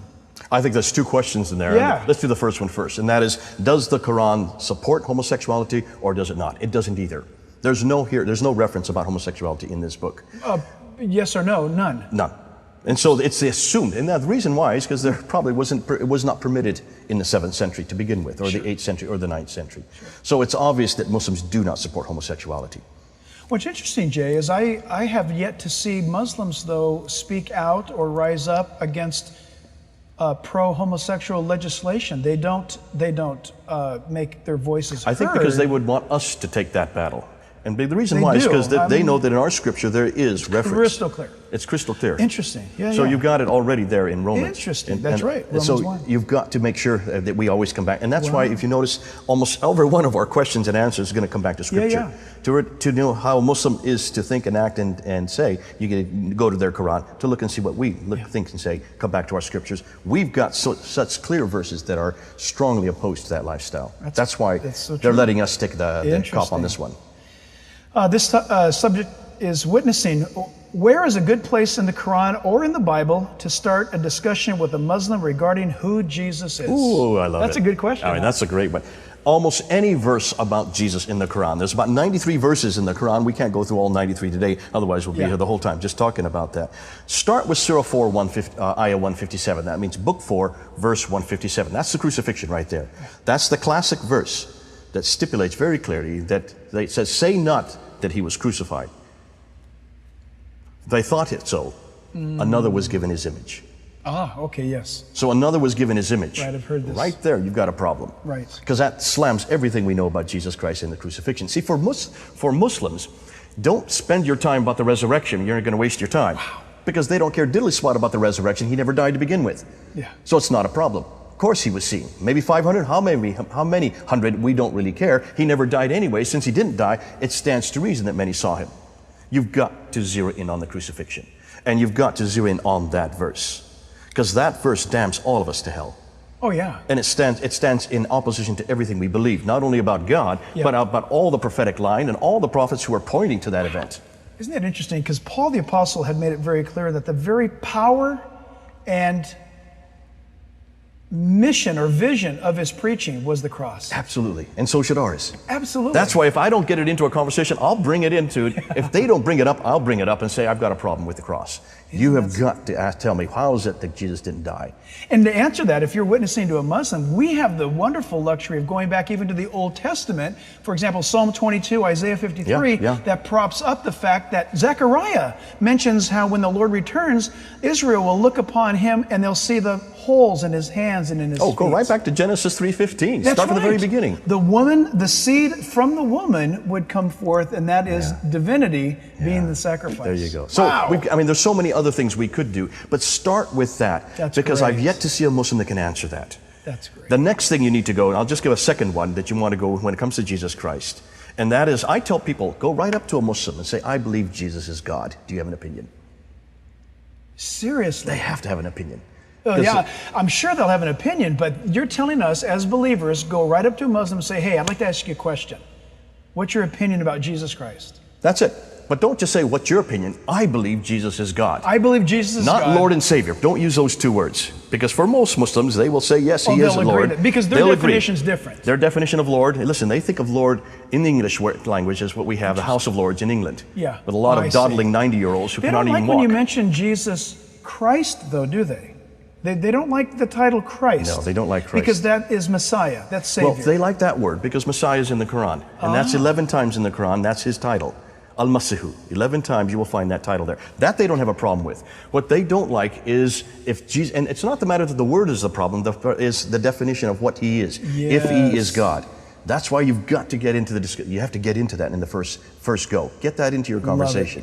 So the crucifixion and the fact that Jesus is God. Isn't it interesting, Jay, that all of the cults in the world get to have their views and they all disagree with each other, but there's one thing they'll all agree on, and that is Jesus cannot be God in flesh. He cannot be who the Bible. They'll disagree on everything else, but they'll all agree Jesus cannot be who he said he was. God bless the Muslims for even introducing that. That's what if I don't introduce it, they'll usually bring it up in a conversation. And I said, this is what's great. When you talk to a Muslim, they're the first ones to introduce Jesus. And what would you rather talk about for 6 hours but Jesus? Amen. So let them do it. It's all about him. Bring it back to him. I love it. Islam's agenda is the subject matter. It says, we recently witnessed on the news, oh yes, the brutal murder of the British soldier in broad daylight. We saw the Muslim Nigerian perpetrators stand with bloody hands and knives explaining their actions to bystanders. I actually watched your YouTube on this, Jay. What was the reason they gave for doing it? What is your analysis of the killing? Is there justification from the Quran for these actions? Absolutely. In fact, let me just do this real quickly. I'll try to do it in 3 minutes. You have Michael Adibalajo. That's the Nigerian. Now, who was he before he did his act there? I think he was a Christian. He was a Nigerian Christian, Pentecostal, grew up in Romford, there in northern London. His parents saw that he was starting to move away from this faith, so they moved up to northern England. He then came back to London to go to Greenwich University. While he was in Greenwich University, in 2003, he was converted to Islam by Sheikh Omar Bakri Muhammad, a friend of mine, a very radical Muslim. And from 2003 to 2013, that 10-year period, Sheikh Omar Bakri Muhammad, along with Anjum Chowdhury, who is now the leader of the Muhajirun party, which is the party that converted him, they then made him into a Muslim. And what they did is they taught him this book. And they give him verse after verse after verse of this book. So that in 2013, a few months ago, he then goes to the street there in Woolwich, and he pinpoints a soldier, kills the soldier, but look what he does. He cuts the head. It's very strategic. Why did he cut the head? Surah 47, Ayah 4. Cut off the heads of the unbeliever, drags the body into the road, and then doesn't run away. And he doesn't attack anybody else. He then goes over to the people who are watching this, and he says, film me. Yeah, he did. And he was not excited. He wasn't nervous. No. He just spoke like you and I are speaking right here. And he starts quoting reference after reference. He even apologizes to those who had a... I'm sorry you had to see this. Who had to see this. I'm sorry. That's right. And then he says, but why have you killed my soldiers? Right. What do you mean, my soldiers in Afghanistan, in Iraq? Interesting. Here's a man with a London accent from Romford talking about my soldiers, my men. He's talking about, basically, he's referring to Surah 5, Ayah 31, and verse 32. And it's very clear there. Oh, children of Israel, which is interesting. The first part is he should have read, if you take the blood of one of us, you have taken the blood of all of us. So if you've taken the blood of one of us in Iraq or Afghanistan, you have taken the blood of all Muslims. Then the second part of that verse says, but he who protects, who saves the blood of one, saves the blood of all Muslims. So he was quoting that to the camera. Right. And then he quoted, an eye for an eye and a tooth for a tooth. Now, most people seeing that think that he was quoting the Bible. He wasn't. He was quoting Surah 5, Ayah 45, which says, an eye for an eye, tooth for a tooth, a nose for a nose, an ear for an ear. For those who take retribution, great is their own retribution. He's quoting the Quran. And then he didn't run away. He waited around for 16 minutes, waiting for the police to come. Why? So he could rush the police and become a shaheed. He was hoping they would shoot him down. They didn't. They just wounded him. Why did he want to be a shaheed? Because of Surah 47.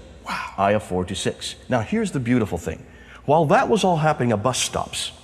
And out comes a woman from inside the bus. Yes, the mother. Mrs. Bennett is her name. Mrs. Bennett. And she sees a body on the ground. She doesn't even think first. She just goes right to the body. That's right. To see if that body needs help. She thought it was an accident. Right. And then she saw that the head had been severed. And she looked up and she saw the men with the blood still dripping off the knives. Now, she could have gone back to the bus. She could have gone back to the crowd like you and I would have probably done. But she went right to that man and said, give me your knives. She did. Give me your knives. He says, no, I'm not going to give them to you. She said, why are you doing this? She says, we're going to cause a war. She says, you're going to lose. Now, the next day in the Daily Telegraph, they interviewed her. And they said, why in the world did you do that? Why didn't you just go back? Why did you go forward and ask for their knives? You know what her answer was? I'm a Christian. Yes, she did say that. I am a Christian. And Jesus says that we are not to use knives. She said that. She's quoting Matthew 26, verse 52. That's right. So here's two different scenarios. Here's a man that had been a Muslim, had been a Christian, had been turned from Christianity to become a Muslim. In 10 years, he was now quoting scripture to kill. Right. And to save the blood of a Muslim over there by killing a man here. Right. And then here's a Christian. Yep. Gets out of the bus without even thinking. And she said she wasn't even scared. They asked her, were you fearful? She said, no, didn't think about that. But she was quoting Jesus Christ. She did. Oh, what a comparison between what the Bible says. Lay down your sword, for he who lives by the sword dies by the sword. Versus what the Quran says. Yep. Slay the unbeliever. Cut off the heads of the unbeliever. Just look at these two books and look at those two people as they reflected their revelation. Representing their Lord. If you had 2 to 4 minutes with a Muslim, what would be the most effective thing you could share with them? Plant the seed, question mark on that. Something they could go away with or ponder, question mark. Would it be different for a woman or a man, a child, a Western-born young adult? Several questions. There's no way to answer that question verbatim. What I do and what I tell my students to do is to go up to the first Muslim that they want to get engaged with and just say these two things. I believe Jesus is God. I believe the Bible is the Word of God. Do you have an opinion? Yeah, same what you shared before. Just what I said before. That's Once great. you've done two things. You have stipulated where you stand That's clearly. true. And you have basically said the two things that we oppose for Islam, that Islam opposes us. Yeah. And you've also introduced that Jesus is God. Yeah. You've got that into the conversation. Yes. And the rest of the conversation is going to be about that. Jay, I want to ask you this. We all assume, and maybe we assume correctly here in the West, that as a man, I should not walk up to a Muslim woman and ask her anything at all. Is that true? Rule of thumb, that is true, but not in the West. Reason being that most Muslims now have, especially if they're here second generation and third generation, they're going to school. They're sitting next to boys. This is true. They are been westernized. So Western Muslims, you have all the right to speak to them, man to a woman. In the homes, you don't do it. And that's why in the homes is a different matter, because you're going into private territory. But in the public sphere, yes, you have all the right to speak to a woman. If she has a hijab, or if she is a radical Muslim, if she is a hijab or a chador or burqa or any one of the bilqa, shilbab, all the other names they give to it, then be careful, she's probably a radical Muslim, and she probably will herself say no. But that's not for you to compromise your position. And that's why we as Christians need to be very clear that we have no problem talking to women. Interesting what you just said, because I've been asked this question because the person asking me the question was fearful that it wasn't that they're shy to share with her or not willing to share with her. They didn't want to share with her and get her in trouble, get her beat, get her whatever they might. She won't be getting in trouble. She won't be in trouble. She will tell you if she's not permitted to speak to you. She would just or look away or not even respond to you. So you're saying just walk up and ask anyway. Absolutely. And let them shut it down. Let them shut it down, because you're being true to what the gospel says about men and women. So and you awesome. You are permitted to speak to women. So don't let them rule our lives. And you're exactly right, because we're starting to be so concerned about their cultural sensitivities, when in reality they're here in the West. On top of the fact, what trumps it all is preach this gospel to everybody. See, by just saying that, you're preaching the gospel. True. Because you're defining to them what we mean by sexes, between the sexes. We do this all the time in London. They have debates. I do debates, and I debate Muslims all the time. Yes, you do. And whenever we plan a debate, the Muslims come to us, say the women must be on this side, the men must be on this side, the women must be behind. They may not speak any questions. We say absolutely not. The women can sit anywhere they want. In fact, if you want to keep your women separate, you have the right to do that. But do not tell us where to put our women. Our women can sit next to us because we do not see them as sexual objects. Excellent. And what do they do? And if you live in London, then you better go by our rules. I love it. And what we're doing, though it is provocative and it is almost confrontational, I'm preaching the gospel by saying that. Yes, you are. Because then I'll say, why is it that we don't see them as sexual objects? Isn't that great? We don't cover them up because they're going to seduce us. Because if they're going to seduce us, who's got the problem here? Yeah. The woman or us? It's the man. There you go. Absolutely. Then cut out your eye. Pluck out your eye, as Christ says. That's right. That's awesome. Subject, Islam's agenda. What would be Islam's motive for trying to get Christians to believe that the Quranic Jesus is the same as the biblical Jesus? What's their motive for getting us to believe that? The reason... Do they want us to believe that? They want us to share the same God, the same Jesus, the same prophetic line. They want us because they believe that we do share the same God. They just believe that we have corrupted that God with this book here. They want us to believe that we share the same Jesus. They just believe that we've corrupted Jesus with this book here. And that's why their agenda is, in order to share the same God, you have to come to our terms. Now, let me just back you up to a number of years ago. There was a document called the Common Word. Have you heard of this? Of course. The Common Word was sent out by 138 Muslim scholars to Christian scholars and leaders with the understanding that we agree that we share the same God and the same love of man. And the document started with their own definition of who God is, and it was taken from Surah 3, Ayah 65, which stipulates that there's an open word between you and us. So they're quoting from the verse itself. That God is one, and He has no partners. Now, do you believe that Jesus is the partner of God? I believe that Jesus is God. He has no partners, exactly. Yeah. So by virtue of us signing that document, we would have to go with their definition of Jesus, that He is a partner of God, we believe He's a partner of God. And that's why we We will not sign it. But you can see then why they want to impose their view of Jesus, their view of God, and that view must be monotheistic, that has no partners, that this person, this God, does not eat. That's in Surah 5, Ayah 75. That he has no wife. That's in Surah 6, Ayah 101. So you can see they start imposing their view of what our God is, and I won't let them do that. But see, you won't let them do that because you are taught, educated, you know what the scripture says, and you know what their agenda is. And one of the reasons, I love Jay Smith, but one of the reasons why you're here is because we have got to get the Christian community understanding what it is they believe about who Jesus Christ is. Jack, That this is key. why your church is so influential. This is why your church is so pivotal. If Islam, it will be the largest religion in 7 years. In 7 years, it will surpass Christianity, both Catholics and Protestants put together. Right. That's 7 years we have. If in 7 years they're going to be the largest religion, which not only means that they have a theological agenda, they have a political agenda, they have a social agenda. Absolutely. You've seen all the different agendas. Islam includes all of that in what it means to be a Muslim. If that is the case, then what do you think for the church, what is going to be our greatest foe in the future? That's right.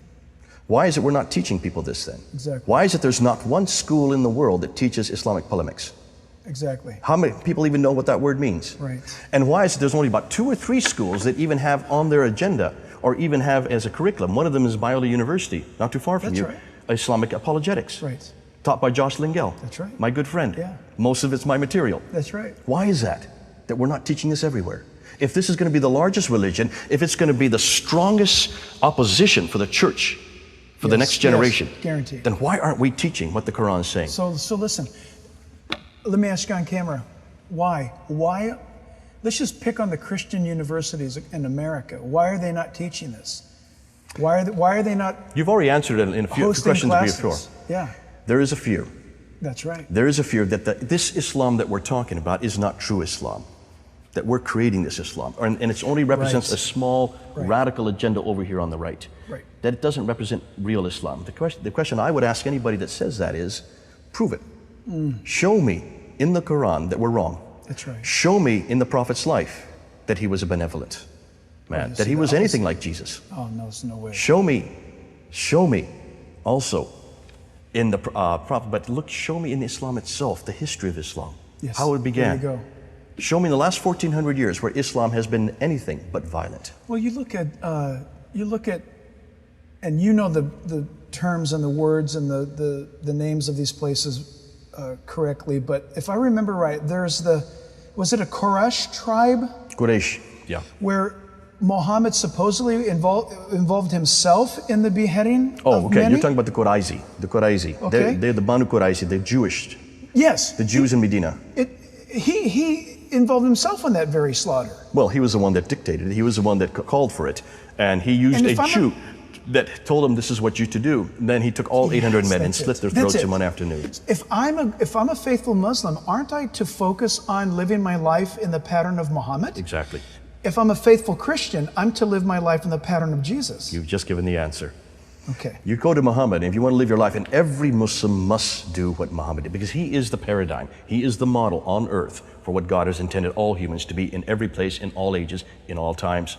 And if he's the model, and that's how he treated the Jews who stood against him. Remember, what was their crime?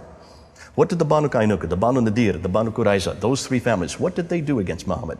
What was their only crime? They refused to accept him as a prophet. Well, I refuse to accept him as a prophet too, which means I am just as guilty as those Jews. That's right. And if this is how he reacted to those Jews in 627, after only moving to Medina 5 years earlier, he'd only been in Medina 5 years, they were locals. They were the indigenous people of Medina. Right. If that's what he did to the Jews, and if he is the model for all Muslims, That's right. then why should we be surprised that Muslims are acting the way they're acting? Jay, what would you say to the Christian right now that's watching this? And they just heard what you just said. Yeah. They're still trying to get over the 7 years. In 7 years, Islam will outnumber Christianity. They just heard what you said about what's really coming if people are going to be faithful to Muhammad.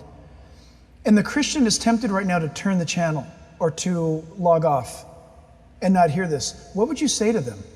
What would you say to them right now? Jack, this is what I would say. Islam, by definition, follows a text, which creates an ideology, and it's that ideology that you're seeing now being enacted all over the world. including the one we just talked about with Michael Adibalajo there in London and Woolwich. If the ideology is based on a text, then where is it we're going to have to direct our energies towards? The text. The text. Who's doing that? Can the government do that? No. No. They don't even understand They don't even know. They don't even understand the power of this text. They don't even know that Muslims go to a text. Yeah. Can the police or the military do that? There's no way. No. Bombs, bullets, and cruise missiles do not destroy a text. No. You don't destroy an ideology with bombs, bullets, and cruise missiles. How do you destroy an ideology? You expose it. You With a better expose it ideology. to the truth. With a bigger bet. That's a better. right. This ideology. This is the only thing that can destroy that. Now, who are the one, therefore, that's basically, who are the ones only that can do this? That's right. We're looking at That's it. right. We're the only people, the only ones that can take on Islam. Because we're the only ones that understand the power of this book. That's right. We understand how it's motivating young men, women, and children all over the world. We can see what's going to happen when they become the largest. This writer says, it's my understanding that Muslims are offended by the fact that God has a son. How can I properly explain this dynamic effectively to Muslims I encounter? I love the question. Actually, there's two ways I'm going to answer that question, because that's a question that is also concerning an awful lot of Christians. So much so that they're now taking that phrase out of our Bible. Oh, I've heard about this. This is Wycliffe and Wycliffe- SIL, Wycliffe and has we've been done this. fighting this for 3 years. Yes, terrible. That battle is being won. Really? As of June of this year, Wycliffe has now decided not to take Son of God out. But let's get back as to why. Yes, praise God. We'll come back to Okay, that. yeah. Why is it Son of God is so offensive? For one very simple reason. It's in the Quran again. I'm coming like a broken record. It's in Surah 4, Ayah 171. Say not three, for God is one. Far be it from God having a son, for God has no son. So it's right in the Quran. Is it true that it's around the Dome of the Rock Mosque? That's right there in the Dome. It's the first inscription. Yes. That is put on the Dome of the Rock. That's the first time we hear Muhammad's name. Yes. That's the first time we hear about Islam. Ooh, and that was put up there in 691. 691. 691 It's AD. rather recent. 300 years after Muhammad. Yep. And yet we don't hear anything about that before that time. So the Dome of the Rock is based on a rejection of the person of Jesus Christ. The inscriptions, Islam was created to reject Jesus Christ as Son of God. Now, what does a Muslim do, or maybe I'm getting ahead of something here, but what does a Muslim do who he looks at some of these dates that he's got to contend with his relatively new book in comparison to the Old Testament and New Testament revelation, where they're both in perfect harmony, that is the Old and the New Testaments. You've got Proverbs 30 verse 4 that says, who is he who has ascended or he who has descended? What is his name and what is the name of his son, if you can tell me? You've got Psalm 2, Psalm 8, you've got the Psalm 22. You've got these declarations that God has a son, and then eventually Islam comes along and says, no, God doesn't have a son. Yet there's data, there's confirmed information, there's manuscripts, there's an overwhelming bit of evidence that predates their declaration. What makes that statement that they make any different than the Mormon at my door or the Jehovah's Witness at my door, who's come along rather recently? Yeah, and the Muslims will say that all those references and all those prophets, and there's about 300 of them in the Old Testament, are corruptions. They've been added by the Christians. We have somehow gone back but they even 3,400 3,400 years ago and put it in there. But they predate even the birth of Christ. Listen, and more than that, the Quran is very clear that the Bible isn't corrupted. So even the Quran, they can't go to the Quran on this one. It's very clear from this book that this book is the same book that was around when this book was written. So they cannot take that from the Quran. Yeah. This whole idea of corruption was only created in the 11th century, in 1056, by a man named Ibn Hazm.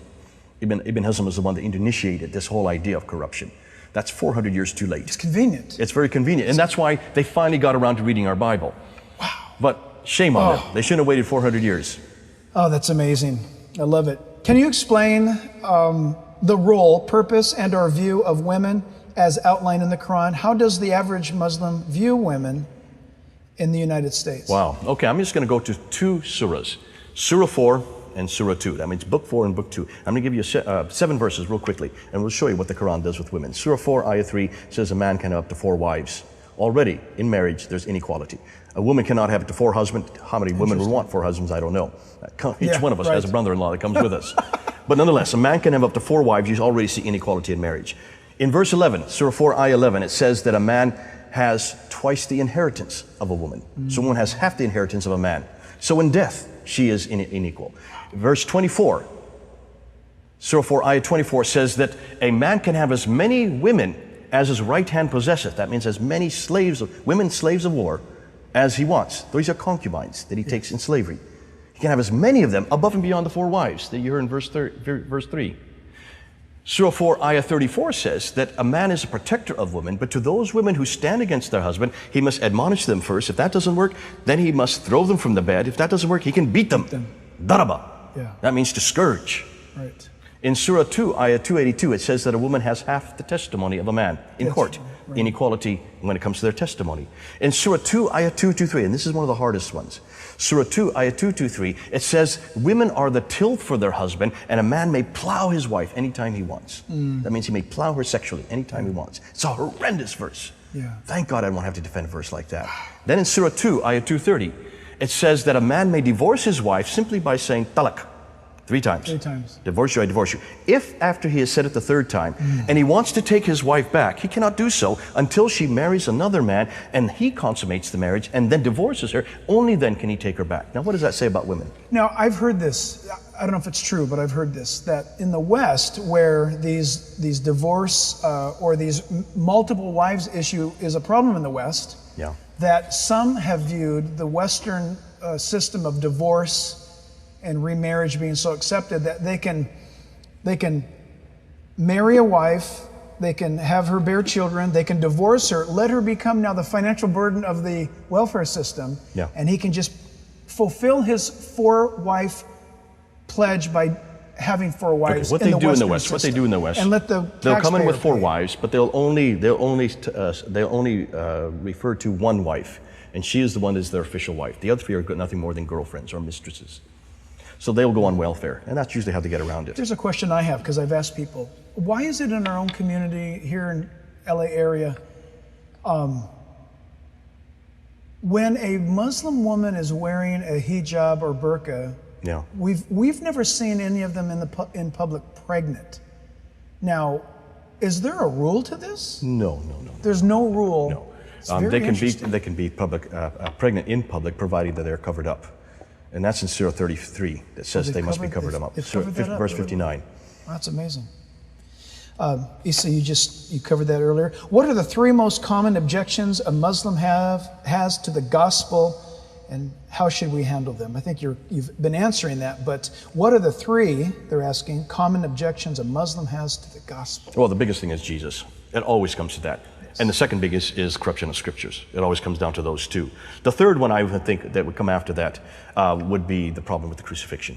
They'll bring it up. So those are the 3 right there. They're the 3 biggies.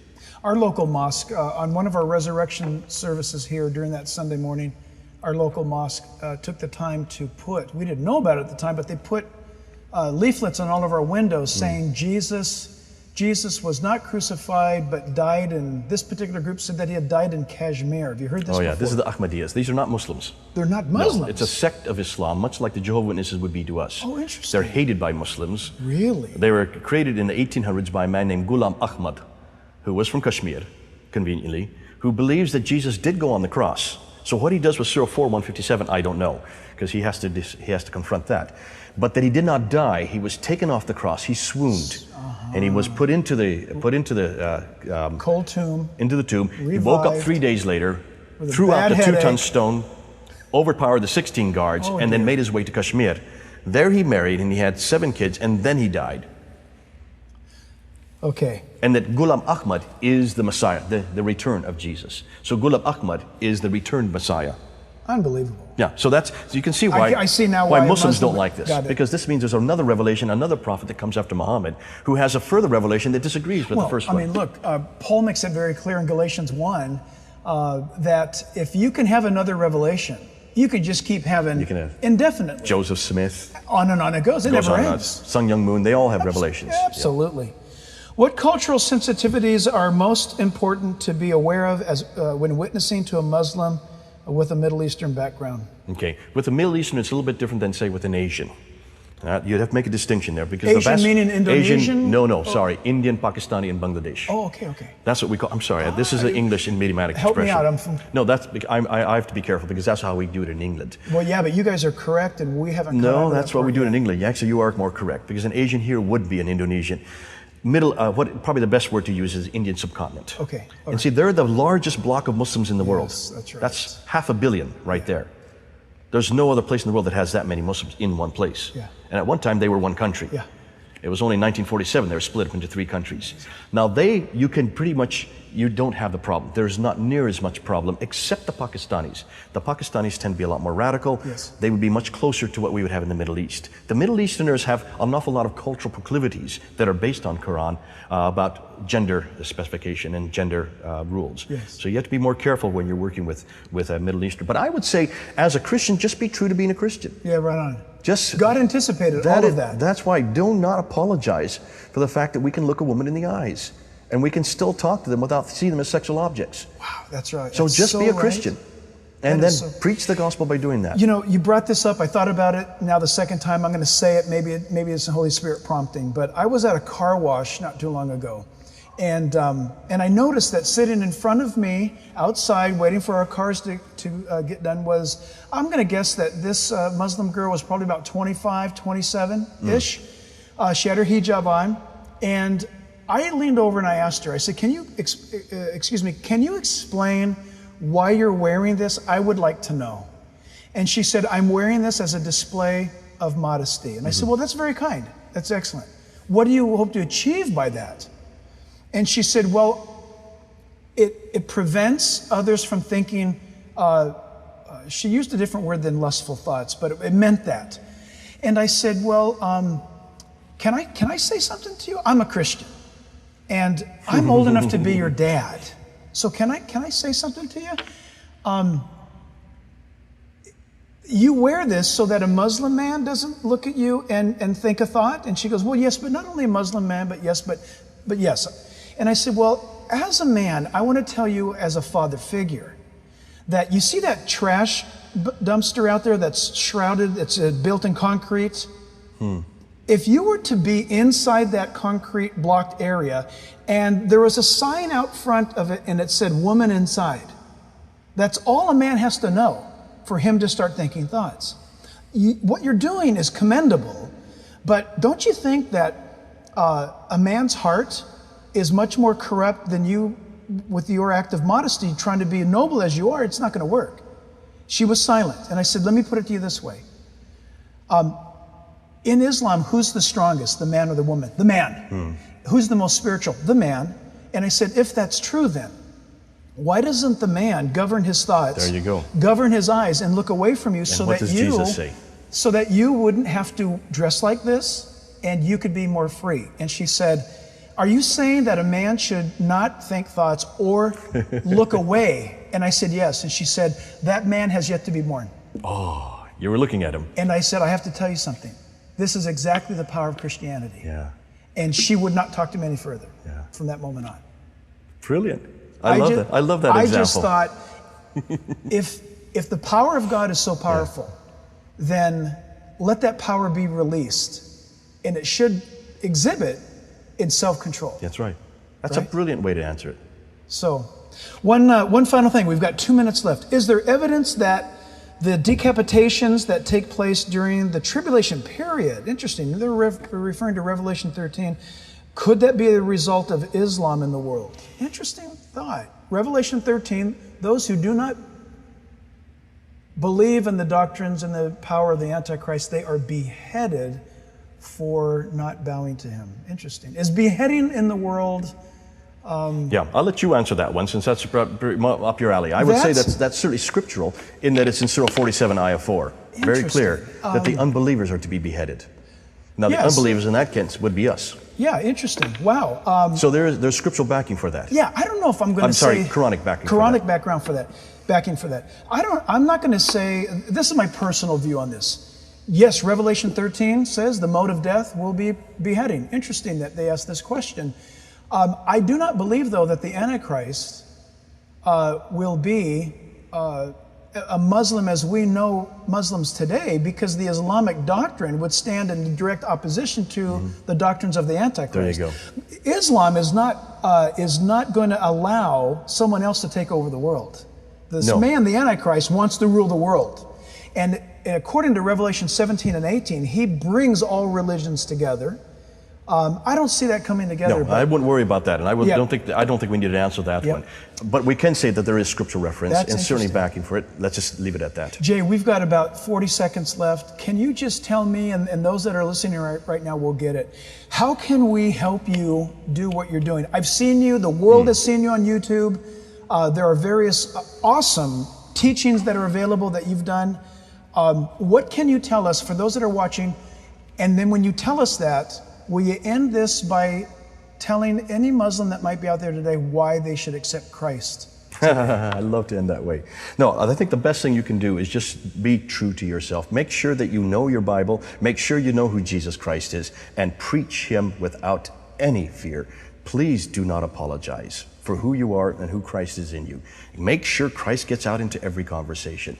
Do not think about their sensibilities. Yes. Think about Christ's sensibilities. Yes. And the fact if they don't hear from you. Remember, Muslims are as passionate as, in fact, they're more passionate than we are. And they will try to convert you before you try to do the same with them. So in that sense, if you want to really make an impact on them, you better be as passionate as they are. So I'm a Muslim right now. I'm lost. I don't know that. The plane's going down. I only have a few seconds. What are you going to tell me? Come on home. The best way to understand God is come on back to the Bible, because the God here is a God that knows you, that can come your direction, that is big enough to come and walk and talk with us. Your God is incapable of that. You've got the wrong God. Come on back to the real one. He walked among us. There you go. Our God is able to come and do walk that. among us. Can Allah do that? That's awesome. Absolutely not. That's awesome. Well, church, listen, this is exactly the reason why I've been telling you that you have got to get connected with what Jay Smith is doing in the world. There's nobody in the world that's doing this, and you've got to support him. You've got to help him. Now, look, as a body, we collectively support him. But listen, I don't want to limit that. I want you to go to his website. I want you to Google his name, find out, get more information about how you can give him the power and the ability to be your voice, to be your hands. Look, let's be honest, you don't have the time. He's dedicated his life to reaching the Muslim, and you may never have that chance. So I want you to pray for him. I want you to support him. And I want you to stay tuned with what's happening in his life. So church, God bless you. Thank you for being here tonight and having this service. I think you'll always remember this and use it to as many people as possible. God bless you.